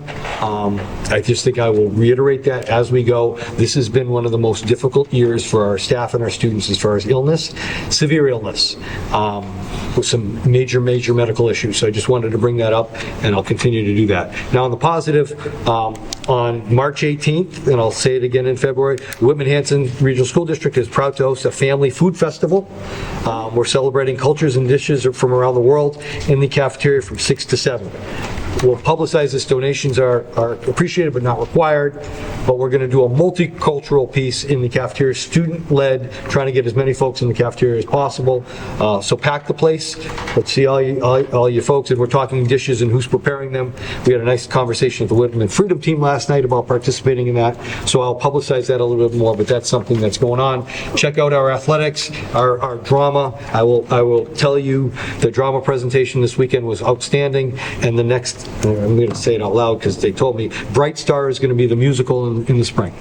I don't know anything about it. I looked it up. It's a Steve Martin type of musical, but it should be pretty outstanding, and the performances were great.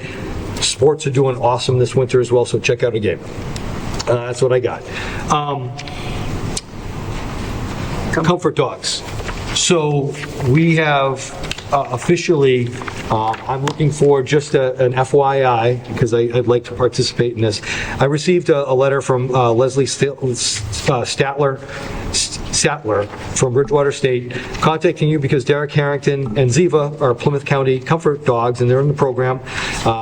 Their PCCDP Comfort Dog Program, and provide services in our district. As you know, the PCCDP received a 3-year grant from the Department of Justice to expand Comfort Dog services. As part of this grant, my role is to conduct research examining the program's effectiveness. The PCCDP team selected schools in your district, which are Indian Head, Hanson Middle, and the high school, because Ziva is specific to that, to do research.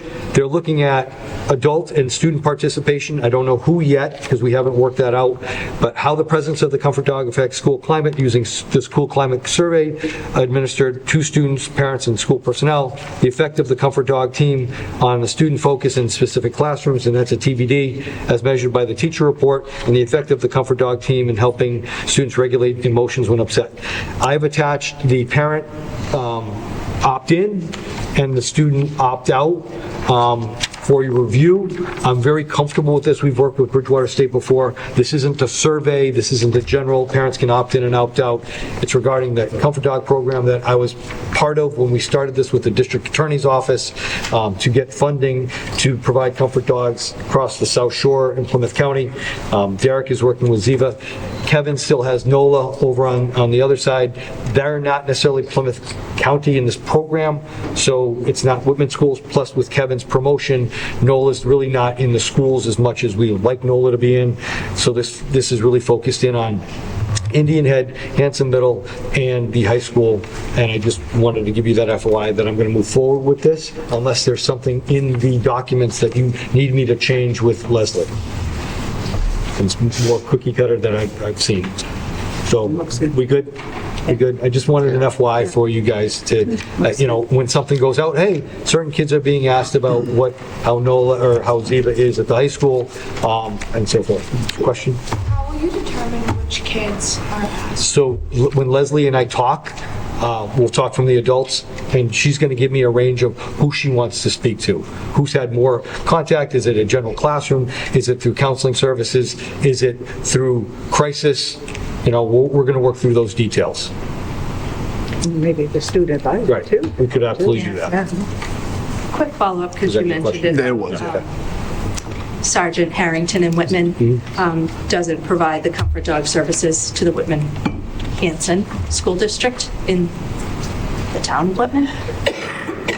Is there a plan for the district to work with the Whitman Police Department to get a comfort dog so all students in the district can have comfort?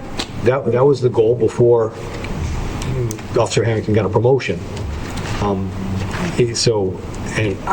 I don't know if the town has funding for another dog or how they're going to work it out. I know Mark, our SRO, can access NOLA when needed and has, but the dog is with the handler, and the handler is still Kevin. And I think Kevin still goes to the school. I mean, I've seen him with Vinola at the Whitman schools, here and there, not like he used to. The challenge is his shift has changed. Yeah.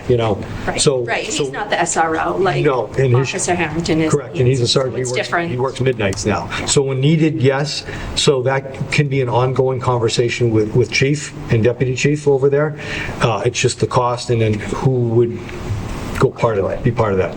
I don't, this is my opinion, and I think we've talked about it. It is a challenge, and I've tried to send Derek across town lines too, to make sure that our kids have that equal access. And again, when we started the program, it was here. We had the conversation with Whitman, and that's how we got NOLA involved, and that was a good go 2 years ago, and now we have a differential. So yeah, it's an issue. It's not something I can solve. We can just have that conversation. Thank you. So we good with the Bridgewater State piece? Yep. Awesome. Thank you. So part of the process, Stephen and I have talked, we're starting to put together fiscal 26. I'm asking the committee, because we need an additional week. We're supposed to present on February 5th. We will not be adequately ready on the 5th of February to give you what I believe you need for our budget presentation, so we're asking to move that to the 12th. We have 2 meetings in February. We have the 5th and the 12th and the 22nd. We're busy. We are fully functioning as a business department now, but it will be very difficult for us to put something together on the 5th. We will have it together for you on the 12th. So I'm just asking the committee to grant us that time, knowing what we've had to do from November. So it's the 12th to the 26th of February. So we won't meet on the 5th. Correct. And we're not, so did the 26th or the 22nd? What- 26th. The 26th, I'm okay. sorry, I said the You're wrong wrong date. date. Yeah. So 2/12. It's the Wednesday. The last Wednesday. And that will be a regular meeting. The one on the 12th is strictly budget. Got it. We won't be discussing other It's just a things. presentation. It'll be a budget hearing. budget So hearing. we It's a will public open- hearing, so- We will open the meeting. public comes. It'll be presentation. It'll be open to the public for conversation. Then we'll close the public hearing, and we can have some back and forth. The other piece, I think just importantly, I know we got an invitation from Whitman. They're having a joint meeting of the Board of Selectmen and the Finance Committee next Tuesday, I believe at 6 o'clock. I spoke to Justin. Is it in 6 hours? And it's regarding potentially an override in Whitman. I plan on attending that meeting, and I'll bring back whatever information to you the next time we meet. So we're good on that. If I can go to Stephen, Business Department. Jeff, I'm sorry, can I Sure. have a question? And there's no similar conversations happening in Hanson at this point? I have not heard. Okay. Thank you. Here to present our Q1 report. Just a few updates before we get into the numbers. Our FY24 end-of-year report has been submitted to DESE. We still need to do some review there and make sure that everything is perfect. So potentially a few amendments, but the bulk of that is done and has been submitted. We're working to submit our E&D certification to the DOR, hopefully within the next few weeks, and then we'll be coming back to you with that. And our FY22 draft financial audit has been received from Clifton Larson Allen, so we're working on that, and we'll continue to work with them until we have a final audit for FY22, and we're already in the works for FY23. Our revenues for quarter one, both Whitman and Hanson have made their first quarter assessment payments. Chapter 70 aid is now expected to be, that number is wrong. No, I lied. That number is right. $25,670,796, which is $261,516 greater than budget. But at the same time, our charter school reimbursement is expected to be $288,689, which is $120,203 less. They giveth and taken away. That's it. But there is potentially about $100,000 in there on the revenue side. Still really early on numbers to really project that out. But I would say our revenues are in line with budget. Regional transportation reimbursement is still unknown. That is common. We typically don't know that until we're almost out of school. And yep, so that's revenues. Our quarter one expenditures, all of our expenditures are aligned with the budget at this time. We do need some budget transfers to happen within the operating budget to align for overspending in specific line items. We did make a change in our Special Education 240 grant, which historically had gone to salaries, and we've moved that spending to tuitions. So that budget, those budget lines will need to be adjusted to accommodate that.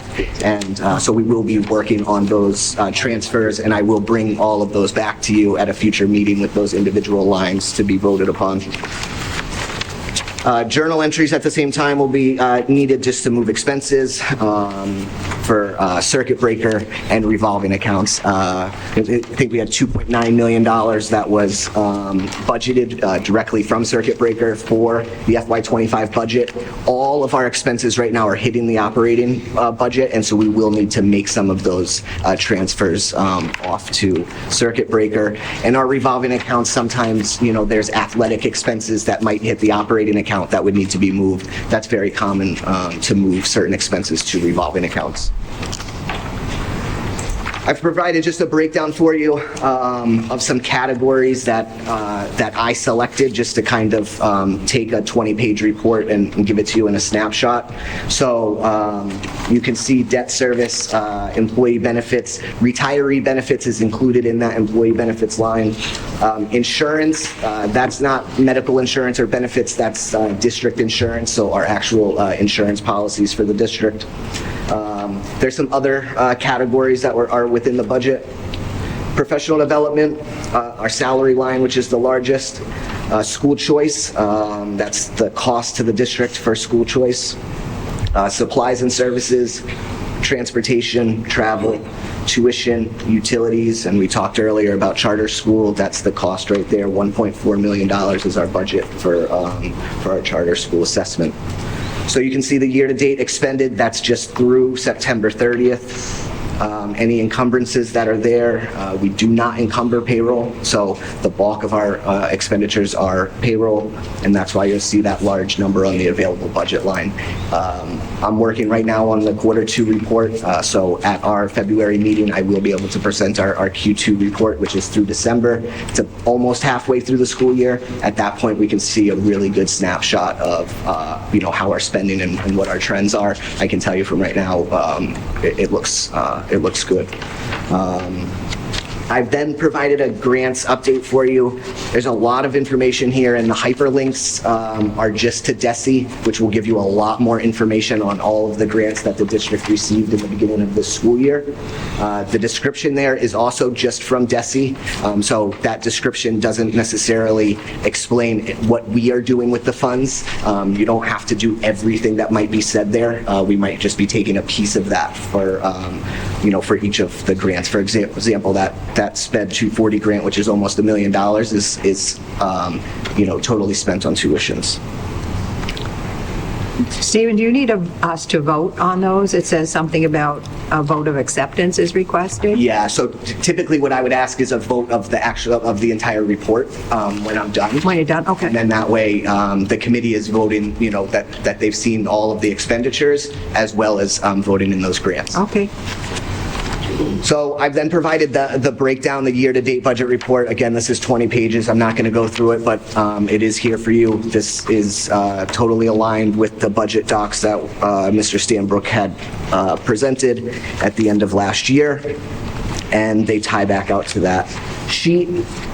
And lastly, I've provided a grants update. And I left that sheet over there, but that shows, where we are with funding. There are some grants that are on that last spreadsheet that are not listed that you're voting upon, and that's because they were received at some point last year. Some of them are carryover grants, but they're still, we're still operating those grants right now. The pathways, is that one of them? I couldn't hear that, Rosemary, what'd you say? So the pathways has nothing listed, so I was asking if the pathway implementation grant is one of them. Stephen, can I just say that I really like, especially your cover sheet, I really like how this is presented. It makes it very, short and sweet, and some of the important stuff right there. And, actually in your circuit breaker, the transfers, but I just want to commend you on this report. You've done this front single page before, and I really like that. I like being able to look and say, okay, this is where we are, this is what we're doing. So I appreciate that. I just want you to know. Thank you. And it's the first one, so it will change and probably grow a little bit as we go through it. Thank you so much. Okay, do we have any questions? Yes, Chris. I apologize, this is my first time going through this, so I have, some of these are kind of potentially dumb questions, so just bear with me. There were a couple of abbreviations in there, I just wanted to make sure I think I am right. FDK, full day kindergarten, DW district-wide? Yes. Perfect, okay, so that's great. The two main questions I have on the encumbrances, both on your cover page here and also in the paged out budget, are those through the end of this calendar period, or are these just through the... Yeah, so the encumbrances potentially are open until June 30th. Okay. We like to start closing them, in May, because, you find sometimes somebody opens an encumbrance, say, for $3,000, and then the actual cost of whatever the product or service is only $2,800. So there's $200 that's just sitting there. We want to go through those so that we can clean those out before we get to the end of the year, with the attempt of carrying over as few encumbrances to the following year as possible. And then the period of time, this is July to June. That's correct. Correct? Okay, so that's number two. And then the last question I have is specifically on page 21 regarding tuition stuff. There's 9,100 tuition to mass schools. We have a couple of pretty significant encumbrances above and beyond what our budget lines are. Yes. And then additionally to that, underneath we have tuition, school choice, community charter, and collaboratives. So, which were from the reports that Jeff shared earlier, we're kind of breaking down where some of our kids are going outside of district or whatever. So if we have those broken down on separate line items, what is this 9,100 that is, again, a pretty significant number, above and beyond what our budget is? I'm just curious what that is. What page do you want? 21. On the, page 21 of the... It's 17 on. Sorry, of the I think PDF. 17 on this. It's page 17, yes. Thanks. Yeah. So are you talking about the available budget there that's in the negative? Are those the two lines? So yeah, that account 9,100 tuition to mass schools, we have a budget of 33,600 and an encumbrance of 2.3 million. Yeah, so 2.5 million of that is going to circuit breaker. Okay. We've budgeted 2.9, but some of that was in salaries, but 2.5 was meant for tuitions. So we have a transfer still to be done, and that's what I was referring to. So when you take those, we're still still over budget there, but by about $100,000 as opposed to $3,000. So I'm sorry. Yeah. One more part to that question. So what is the difference between the 9100 line tuition to mass schools versus the 9110, 9120, and 9400 other tuitions? So the 9100 is us sending students out, typically for special education services, not always, but almost always. The 9110, 9120, and 9400 are essentially kind of assessments to us because kids have chosen to go somewhere else. Okay. Thank you. Sorry, just circuit breaker questions. So okay, for circuit breaker questions, we didn't plan, did we utilize the circuit breaker at the beginning of the year, or are we using it as a safety net? And I'm asking this. So, I mean, It seems like it's not a safety net, it was budgeted. Yeah, this was budgeted in to utilize the circuit. Okay, thank you. That's just the question I had. Thanks. Yes, John?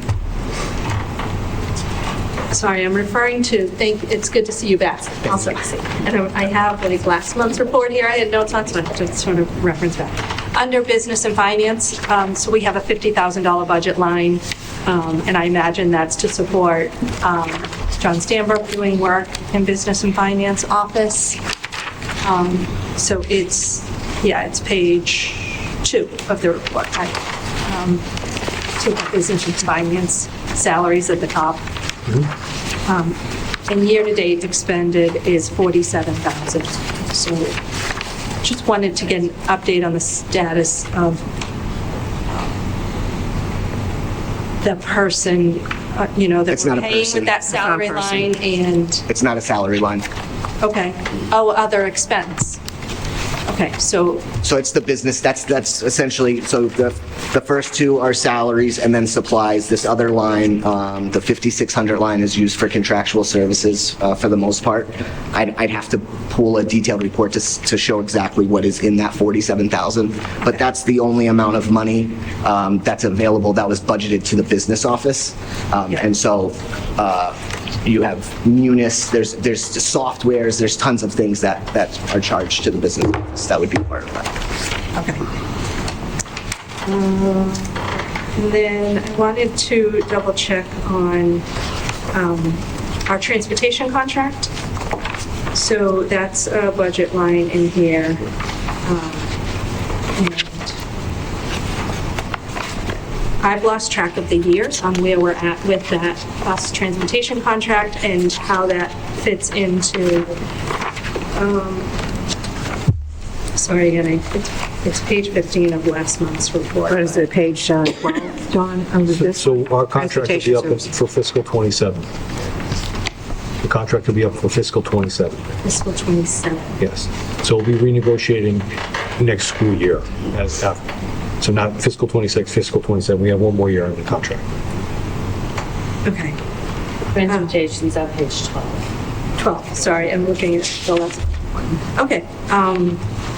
Just wondering if it just keeps on climbing as far as transportation costs. We actually spoke about that briefly in the regional agreement as well, because transportation's a... What do you mean, though, in the sense that it keeps climbing?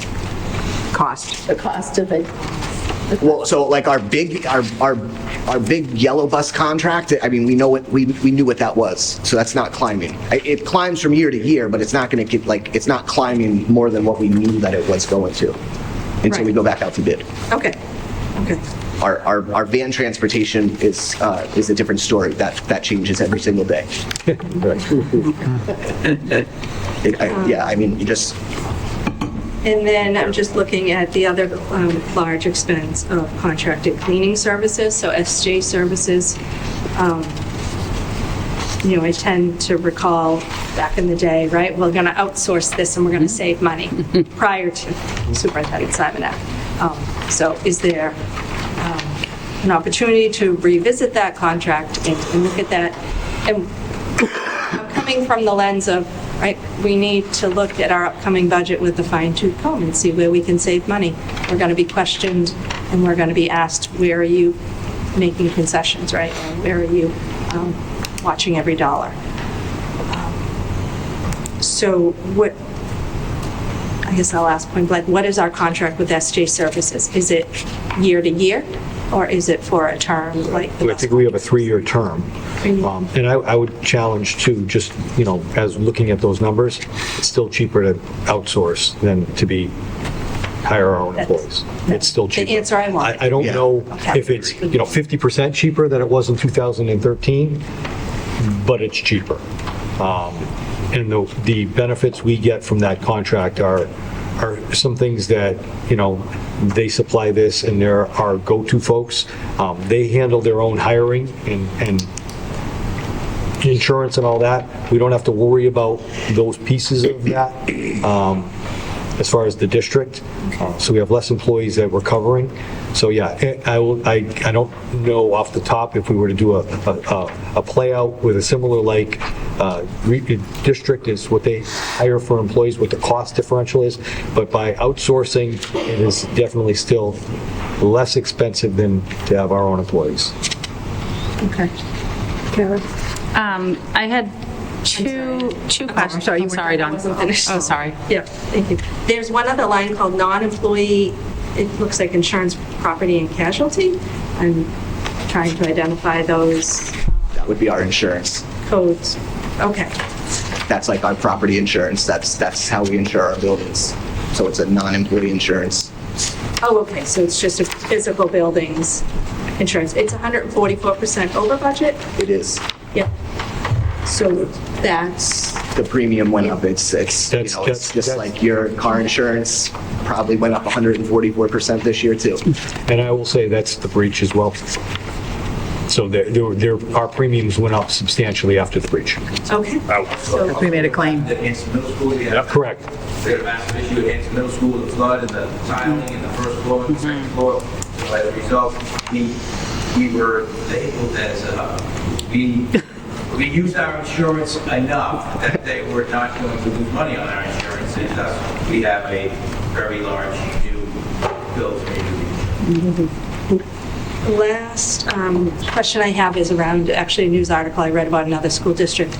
So my question is, how are we auditing the health insurance for our retirees? So another school district was found that they weren't watching retirees as they became deceased, and they were still on the health insurance, and the district was still paying for them.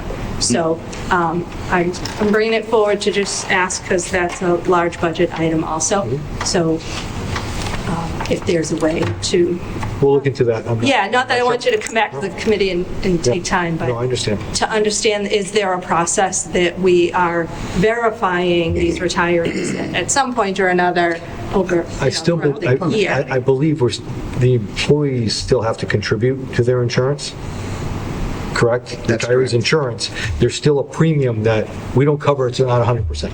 So if they want to keep our retired insurance, there's a cost. So they pay the district.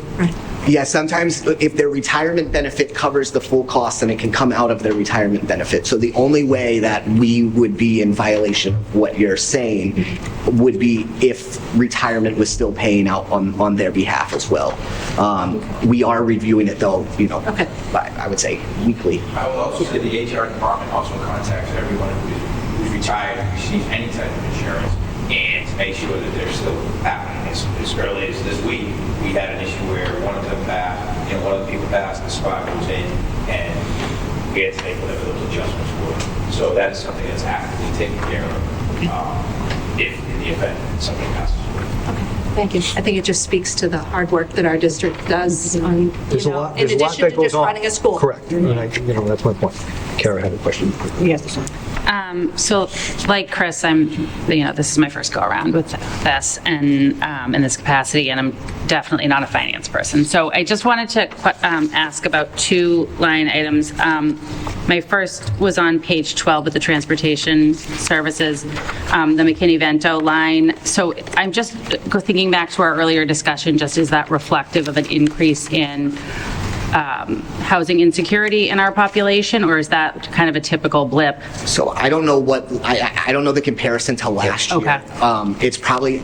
It's a small combination of that and then an increase in the actual cost of the transportation. Okay. And sometimes we're transporting students from far. Further away, And, yeah. and so it depends on a yearly basis where Just that's depends on distance. Okay. Also, a lot depends on the McKinney though, is that you might have two students who are receiving services at like Duval School, but then they're in 4th and 5th. So now they go to 4th and 6th, then we have to get a brand new van and do another run. Okay. We've also had, we've also tried to find van drivers who are going into the business because it's extremely difficult to do. So we have as many as about 7 new services, but doing that, there comes at a cost. Yeah. Yeah, so. Okay. But there is, and there also is a slight increase, well, it varies a lot, but right now, we're experiencing a higher increase in homeless than we had. Okay.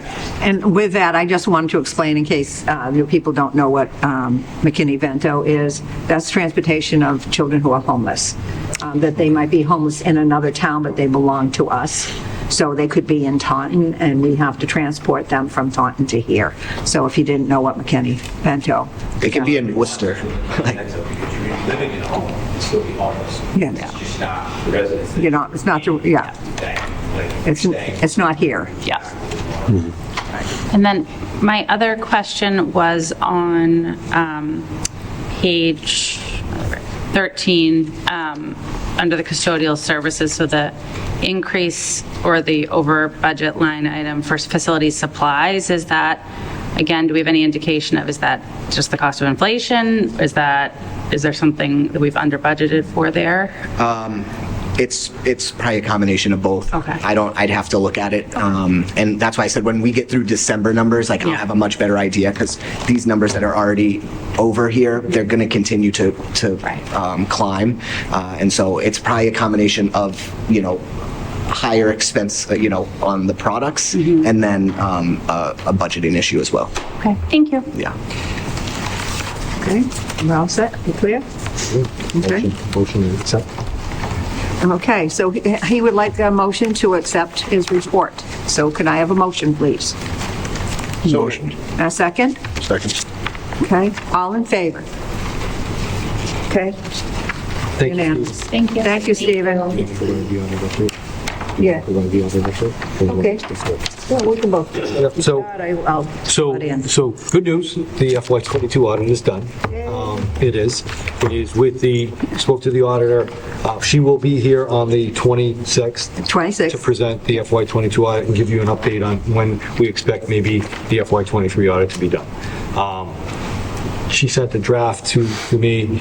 Everything looks where it should be. As she said, her bosses are reviewing it. She's actually in the Bahamas this week. She's going to get it back and then submit the final copy for approval to the school committee, and she'll be here on the 22nd. The reason that we're trying to make sure, we want to get it done anyway, but it will have a definite, we're looking to borrow in the future for the Whitman Middle School, so we'd like the committee to get the audit and get the our lender on board sooner than later. So for those who are new and don't know why we're back to 22, we had a breach. When that breach occurred, we lost all our munis information. All this that you have here, we lost all that. Payroll, everything. So everything had to be put back in by hand. Everything had to be researched. So all the invoices, any costs of anything.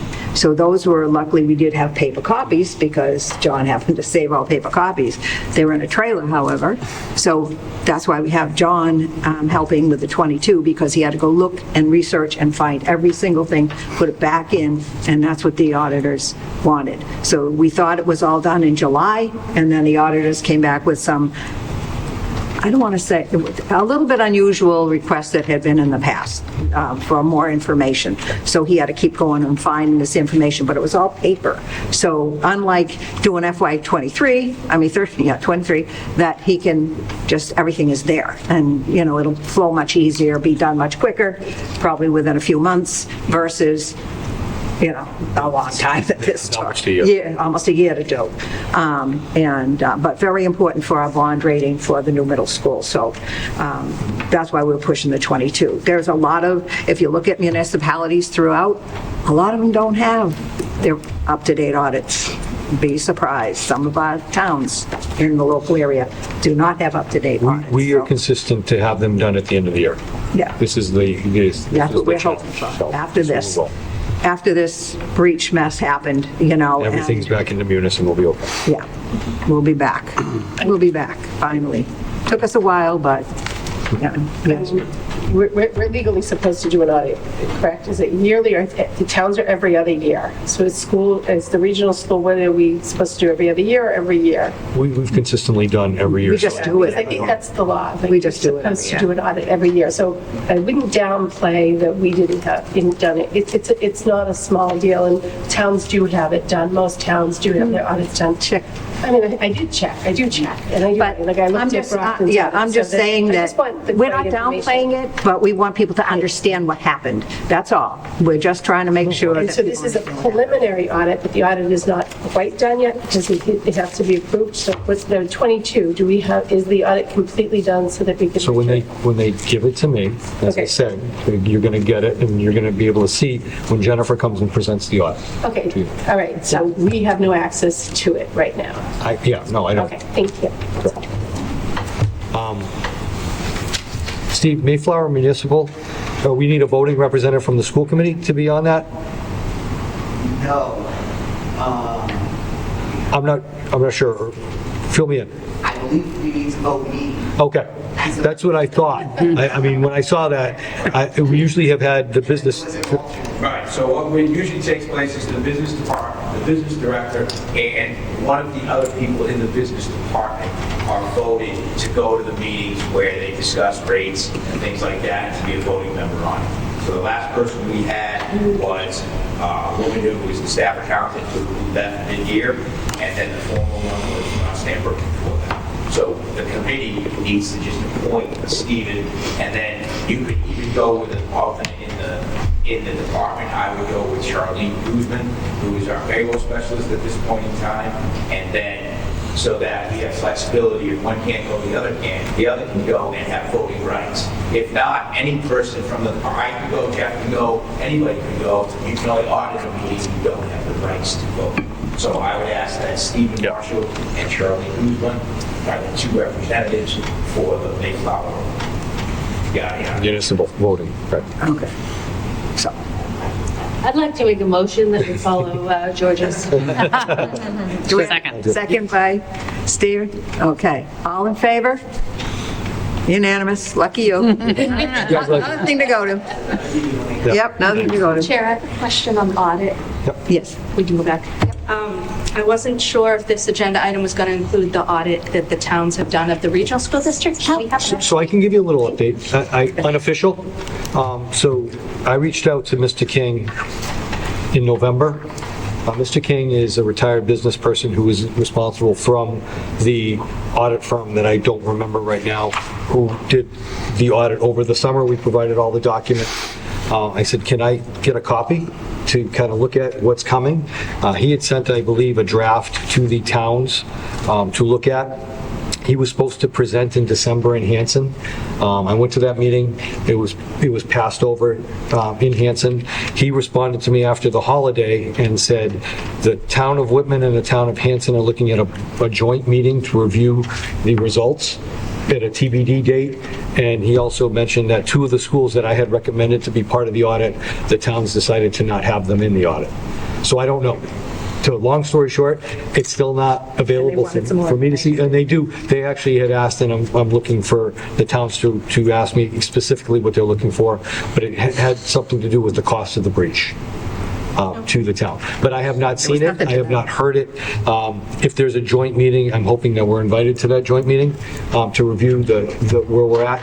But I know John, over the summer, had provided David as much information as possible. And there was a piece that he went and asked me about because there were some anomalies within the dark data, which is on the DESI website, that they were comparing, and I was able to fill him in on what had transpired within the region. But I don't have that audit yet. And one follow-up on the FY22 draft audit that has been provided, as you said. Do you know if the borrowing for the Whitman Middle School that needs for the bond rating, will they accept the draft, or do they need to wait for the final in February? So I have a conference call with our person tomorrow at 2 to see, because Jennifer, our audit person, has been speaking to Lynn about where we're at. So tomorrow after 2 o'clock, I'll have more information. So if this meeting was on Friday, I could provide that for you. I don't know. Okay. Because We'll know in February. Two very distinct. 100%. Thank you. I think we're in a good spot based upon what our auditor had told us about what they're willing to accept. It looks good Yeah, it looks for a better. change. Yeah, it's better, more Better, promising. better. Okay, I'm good. Okay. All right. So new business I put on. During our last executive session, we spent a lot of time talking about superintendent, and we didn't have enough information yet, we felt, about the whole contract. But we did kind of talk about how do you feel about a one-year extension without the other information yet. That would be at a later time when we have more information and more discussion time. I just wanted to see if you wanted to vote on just this part, just to give the superintendent an idea where we're going from. He, of course, we talked about money, but we didn't get into that, so we're not ready to do that part yet. And whether there was any other changes in the contract, we didn't even discuss that yet. But this one part, just to give him some peace of mind, maybe. If you don't want to vote for it, and if there's no motion, that's fine, but I just wanted to put it out there to see if you're willing to do this. This would just be the 1 year. It does not specify any money. That would be TBD. So that's up to you. Stephen? And this is through June of 2028? That's correct. That is correct. Currently, my contract expires in June of 2027. I'm looking for a one-year extension to finalize my career in Whitman-Hanson.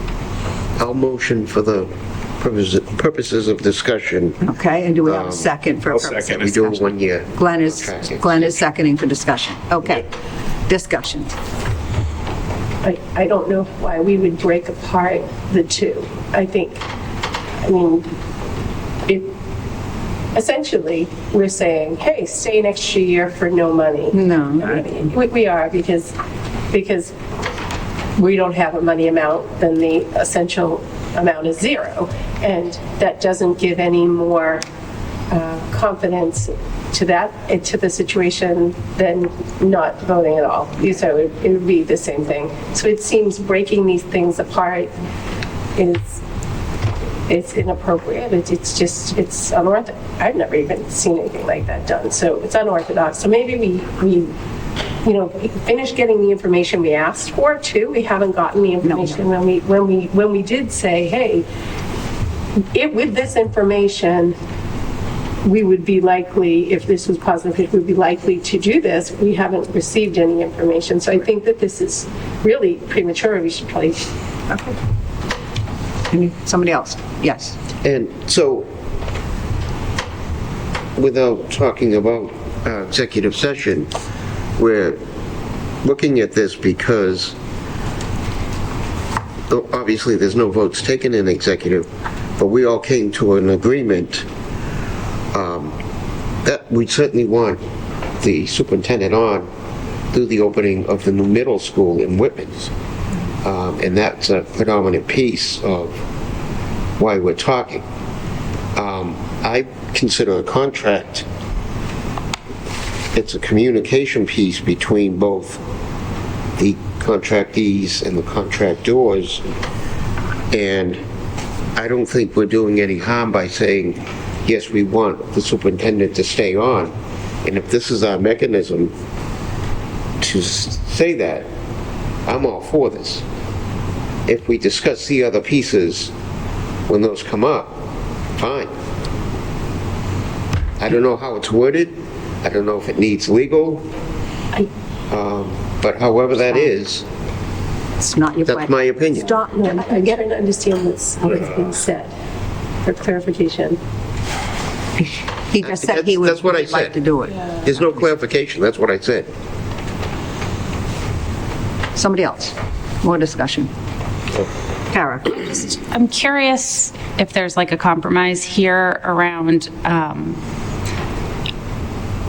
if we are all in agreement, which I believe we Stephen said we are, about extending the contract by 1 year, could we have, and I don't know how this is like formalized for this process, or if this is, whatever, but could it be, a contract extension of 1 year at, at a minimum of your current salary, whatever, and then pending further negotiations or whatever? Does it have to be quite so black and white? I don't know. So may I? Yes, you may. So just as we spoke in executive session, I'm very comfortable with negotiating salary. There are opportunities now that are open that I need to know from this committee that I will be here until 28. As I discussed in executive session, there are reasons for that.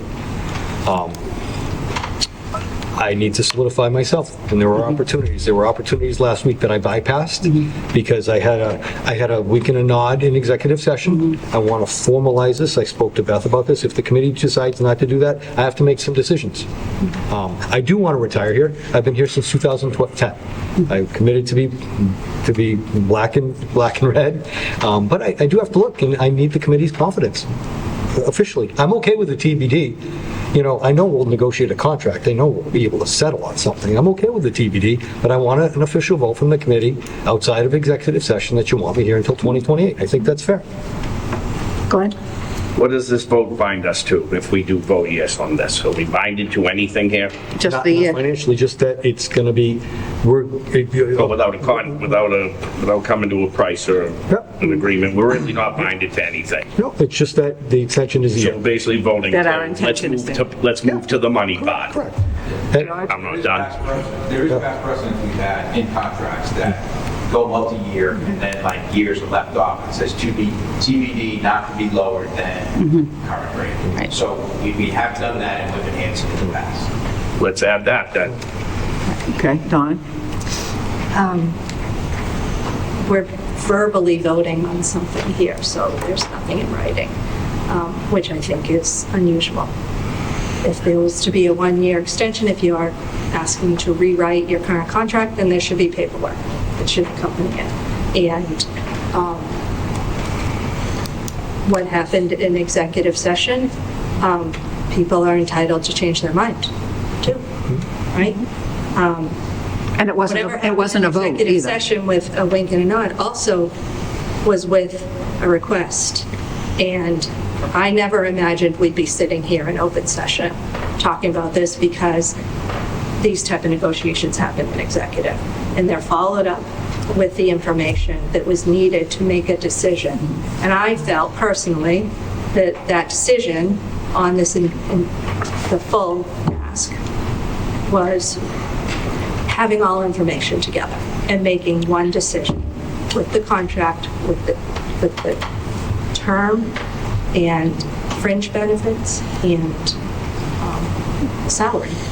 So this certainly seems premature to me, where there's still 2.5 years remaining on the contract. Who else would like to speak? Yes, David? 2.5 years or 60 days. I mean, Jeff could just say that tomorrow.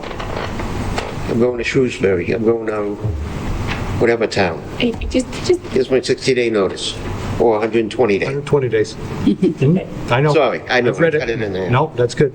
Crazy. Is there information that the whole committee isn't getting? Because I feel as if there's these high-pressure tactics that Jeff is leaving that I didn't get that I Anything didn't get any anything that email on. Stephen just said was said in executive session by, No, I asked Beth to put this on the agenda because this is important to me.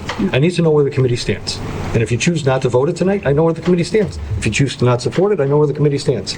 That's all. This is a personal decision. I mentioned the whys, and If I said you're all my bosses, and I mentioned the whys. If I said yes tonight, you might not know where I stand. And in terms of, because part of my decision on where I stand is going to come out when we see what the audit is, where I see what happened with money, what happened with what what's going on. I don't know where I am going to stand. So I'm having a hard time. Like, I feel rushed and pressured, and I don't know why. And that's why I'm asking, do people have information that I don't have? No. Okay, because I'm I not don't hiding see anything. the rush in the next week or so or month to get the information that people asked for, like what's fair, what's right, and get the information on what have we been doing financially. There's a town audit coming out, and then we're going to have an opportunity to review our yearly audits. What's the rush? I just want to say, I know I haven't been on the committee very long, but I think that Jeff has been very open about giving us opportunities to meet with him. I think that Jeff has done, from my point of view, an excellent job of communicating what's going on, of making sure that the people who surround him have done an excellent job of supporting what's going on. I have absolutely no issue with inviting Jeff to stay an additional year. Granted, we don't know any of the numbers. We don't know if what we can afford is what Jeff can accept, all of that. But all I'm going to say is that, Jeff, you have my confidence at this point in time. I would be very happy for you to stay on for an additional year. I do want to say that one person is saying that they're... All right, Rosemary, you're not the only one on the committee. Yes, Please. yes. Kara, you wanted to say something. I spoke a little bit to this in executive session, but I don't think I'm violating any conversations by sharing. I think in the education world, the tenure of administration, especially superintendent level, in this day and age is not high, and I think it's commendable, your commitment to this district, Jeff. I also think that, in my own experience, we've cycled through, I don't know, 5 superintendents in probably close to the time you've been here.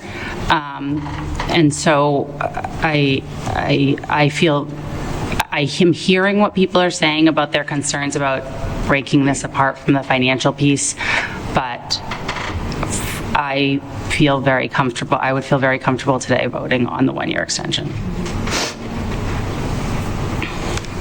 Dawn.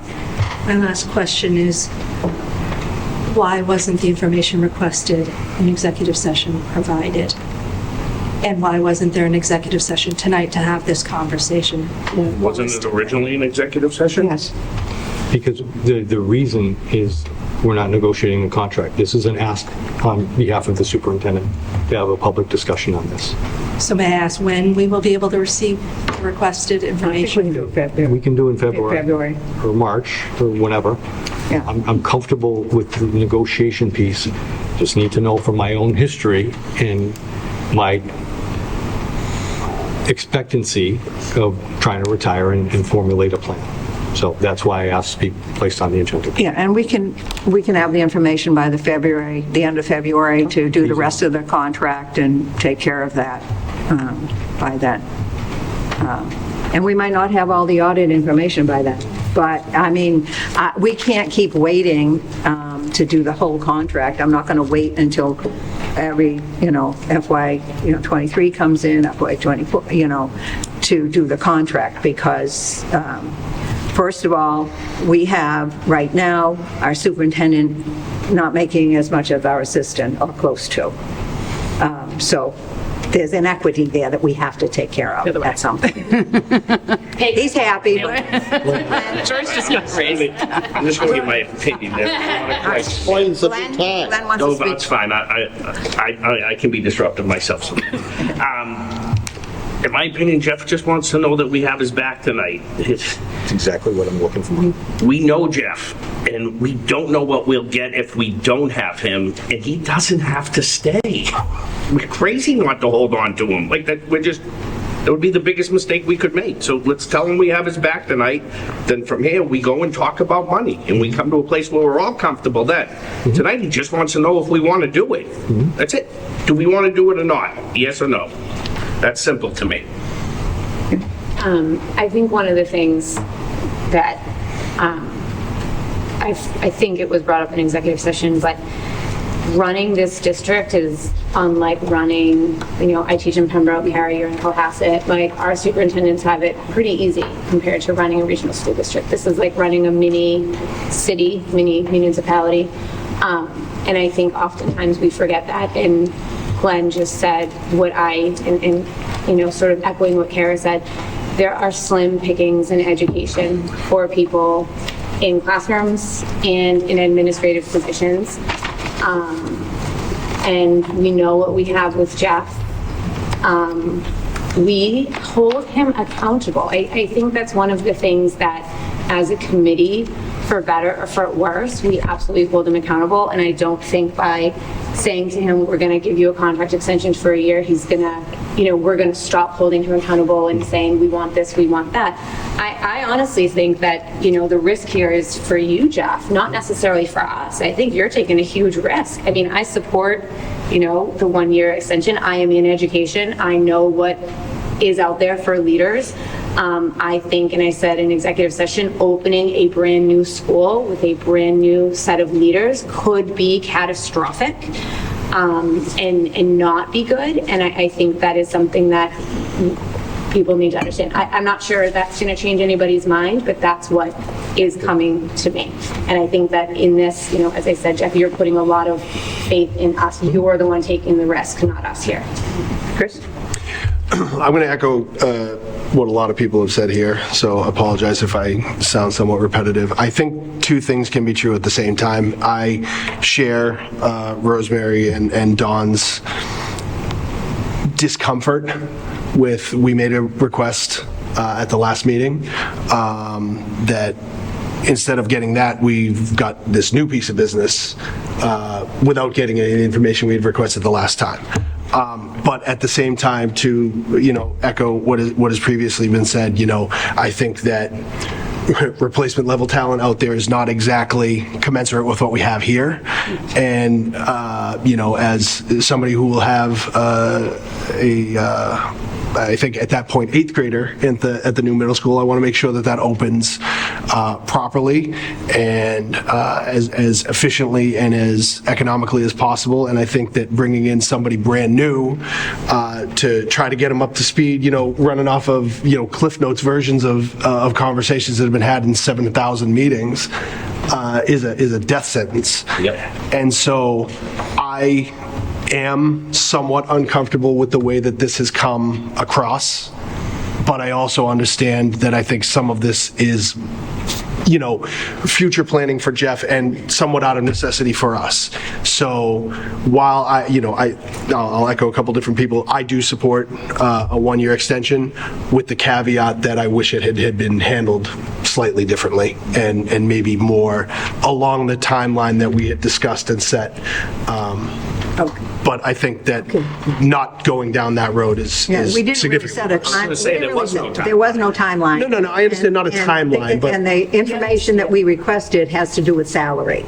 That was the information that we requested. And again, but again, there's an order of events that hey, we asked for this, and okay, instead of getting this, what we got was, I want the contract, I want the agreement now, and we'll talk about the rest later. And I understand why that is, and I'm willing to put aside my discomfort because I think the alternative is significantly worse. No, sorry. Just saying that. Okay, so we've all had input, so why don't we move to a vote, because we can keep going and the minds are not going to be changed at this point. So we have a motion, we have a second. So the question is, do we agree to give Jeff a 1-year extension? All those in favor, please raise your hand. Okay. You have the vote. Opposed. And opposed, 2. Okay? Thank you. Thank you. Appreciate it. Well, and I'll have all that data that you were looking for. We decide to go in executive session next month, or the month after that. Yeah. We have a couple field trips and had one. Yep. So we have 3 field trips. There was one added that's not on your agenda, but it's added to your packet. I got it today. It's a good thing. We have one for the MASC Annual Conference for Student Council. We have one for the New York City, Philadelphia 8th grade trip for Whitman Middle, and the new one is for DECA for their state conference in Seaport. So I would like to take, these are standard, we'll take one motion for all 3 field trips, please. So moved. Second. Accept. All in favor? I'm sorry, one quick question. On the first one here, it says something requesting a waiver. Is that something that we have to be responsible No. for voting on? So we're just No. voting on whether we approve it? Okay. Yeah. Sorry, thank you. That's not up to us, that's the superintendent and the principal. Okay, all in favor? Okay, unanimous. Awesome. Can I ask a quick question? Sure. I'm just wondering with Mr. Tranter at Indian Head, is Hanson Middle 8th grade all still going to DC this year? They probably are, we just haven't gotten there. Okay, just wanted to confirm. Yeah. Yeah. Yeah, Okay. this was early Thank for you. them. Yeah, thank I you. don't know why, but that's early for them. Okay, so subcommittee report, rec report. We met tonight before the meeting. Thank you. We are making slow and steady progress through the document. We talked a lot about capital tonight. Our next meeting is going to focus on transportation and the cost with that. And then we talked a lot about the timeline. So right now, our goal is for town meeting 2026 to hopefully have the regional agreement presented to the towns to be voted on. And so we talked about the timeline, working backwards and those sorts of things. So we're making progress. It's slow. It's definitely slow, but I feel like we've made some headway. So. Okay, Whitman Middle School Building Committee, we met yesterday, and we just had the update, the schedule. We had one little change with a pre-qualification because somebody's application was in the spam folder. And when they realized that, it had come at the right time, but it was in the spam folder, so it went to the subcommittee that does the pre-qual. They gave them a high percentage, so they were added to the list of qualified. Our bidding is going on at this point. They had people go into the middle school visiting. The last date for the GC, the general contractor, is the 12th of February, and we will get the information on the 13th and vote on a general contractor for them to start with the project, which hopefully the ground will be broken in March.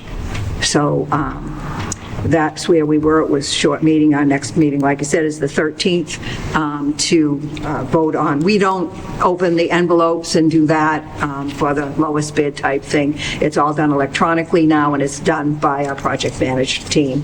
And they bring their, the reason why and the person they support. So we're excited. It's going, everything has been going well with the State Building Commission. Everything seems fine. There's always a couple little questions that get answered. Some were already answered and they didn't see it, so it went well. So that's where that stands. Okay. Public comment. All right, public comment. Nobody. There's nobody here.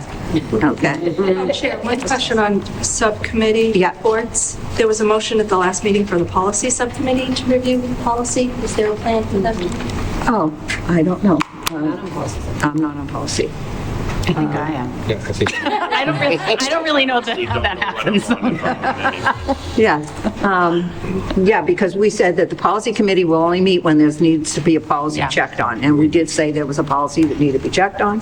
So, Jeff, can you arrange the Yeah, policy committee to meet? so Nikki, since Nikki's really responsibility is, compliance and equity, Nikki's taking over the policy piece of it. Okay. So she will schedule with the policy subcommittee to review the policies that we spoke about last meeting. Good.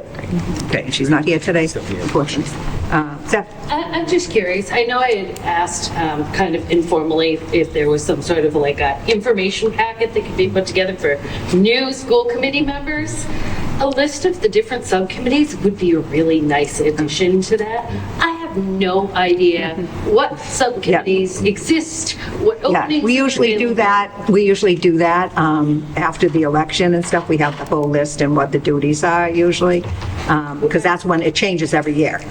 But now we had this, and I think we have to, you guys coming on mid-time. Yeah, we've this is the never had first. that. So we're learning, and I Yeah. think that's good feedback. Yeah. Yes, Really that's good fine. feedback. I mean, I'm Yeah. not being critical. I'm No, just saying. it's just good it would be feedback. helpful Yeah, to me. because see, we never, yeah, because we didn't have to do it before. It's never done, So, and yeah. it's good feedback. Yeah. Second. In favor? And did you get your notification about your papers from the town hall, if you were going to run? No. Oh, okay. I think it's the end of the month. 27th, I think we can pull papers. So if you're interested, That's right. there'll be, in Whitman, there'll be 3. 27th of January? 27th of Yeah, January? Okay. yeah. I'm going to charting the course this month, so I'm hoping that's going to be, worth Yeah. my while So- to stay on. Stephanie, one thing about subcommittees, just if you're looking at other school committees, I think there's some that are uniform maybe through school committees, but not every school committee has the same subcommittees. Like mine has an educational subcommittee and like different, so just, I guess I would say like stay away from looking at what other ones have. So we'll put it together. I can jump up my plate. I'm not looking at them. I just wonder what we We should have. know the opportunities. You're right. Yeah. Okay. Executive session. Should be out of the education subcommittee? No. Okay. Maybe we should ask the subcommittee. Okay. So we have a motion to go into executive session to discuss strategy with respect to collective bargaining, litigation if an open meeting law may have a detrimental effect on the bargaining or litigating position of the public body, and chair so declares, and negotiations, update. Okay, Motion. Second. okay. This has to be verbal, so Steph? Yes. Kara? Yes. And Rosemary? Yes. Yes? Yes. Yes. Yes. Yes. Okay. We're now in executive.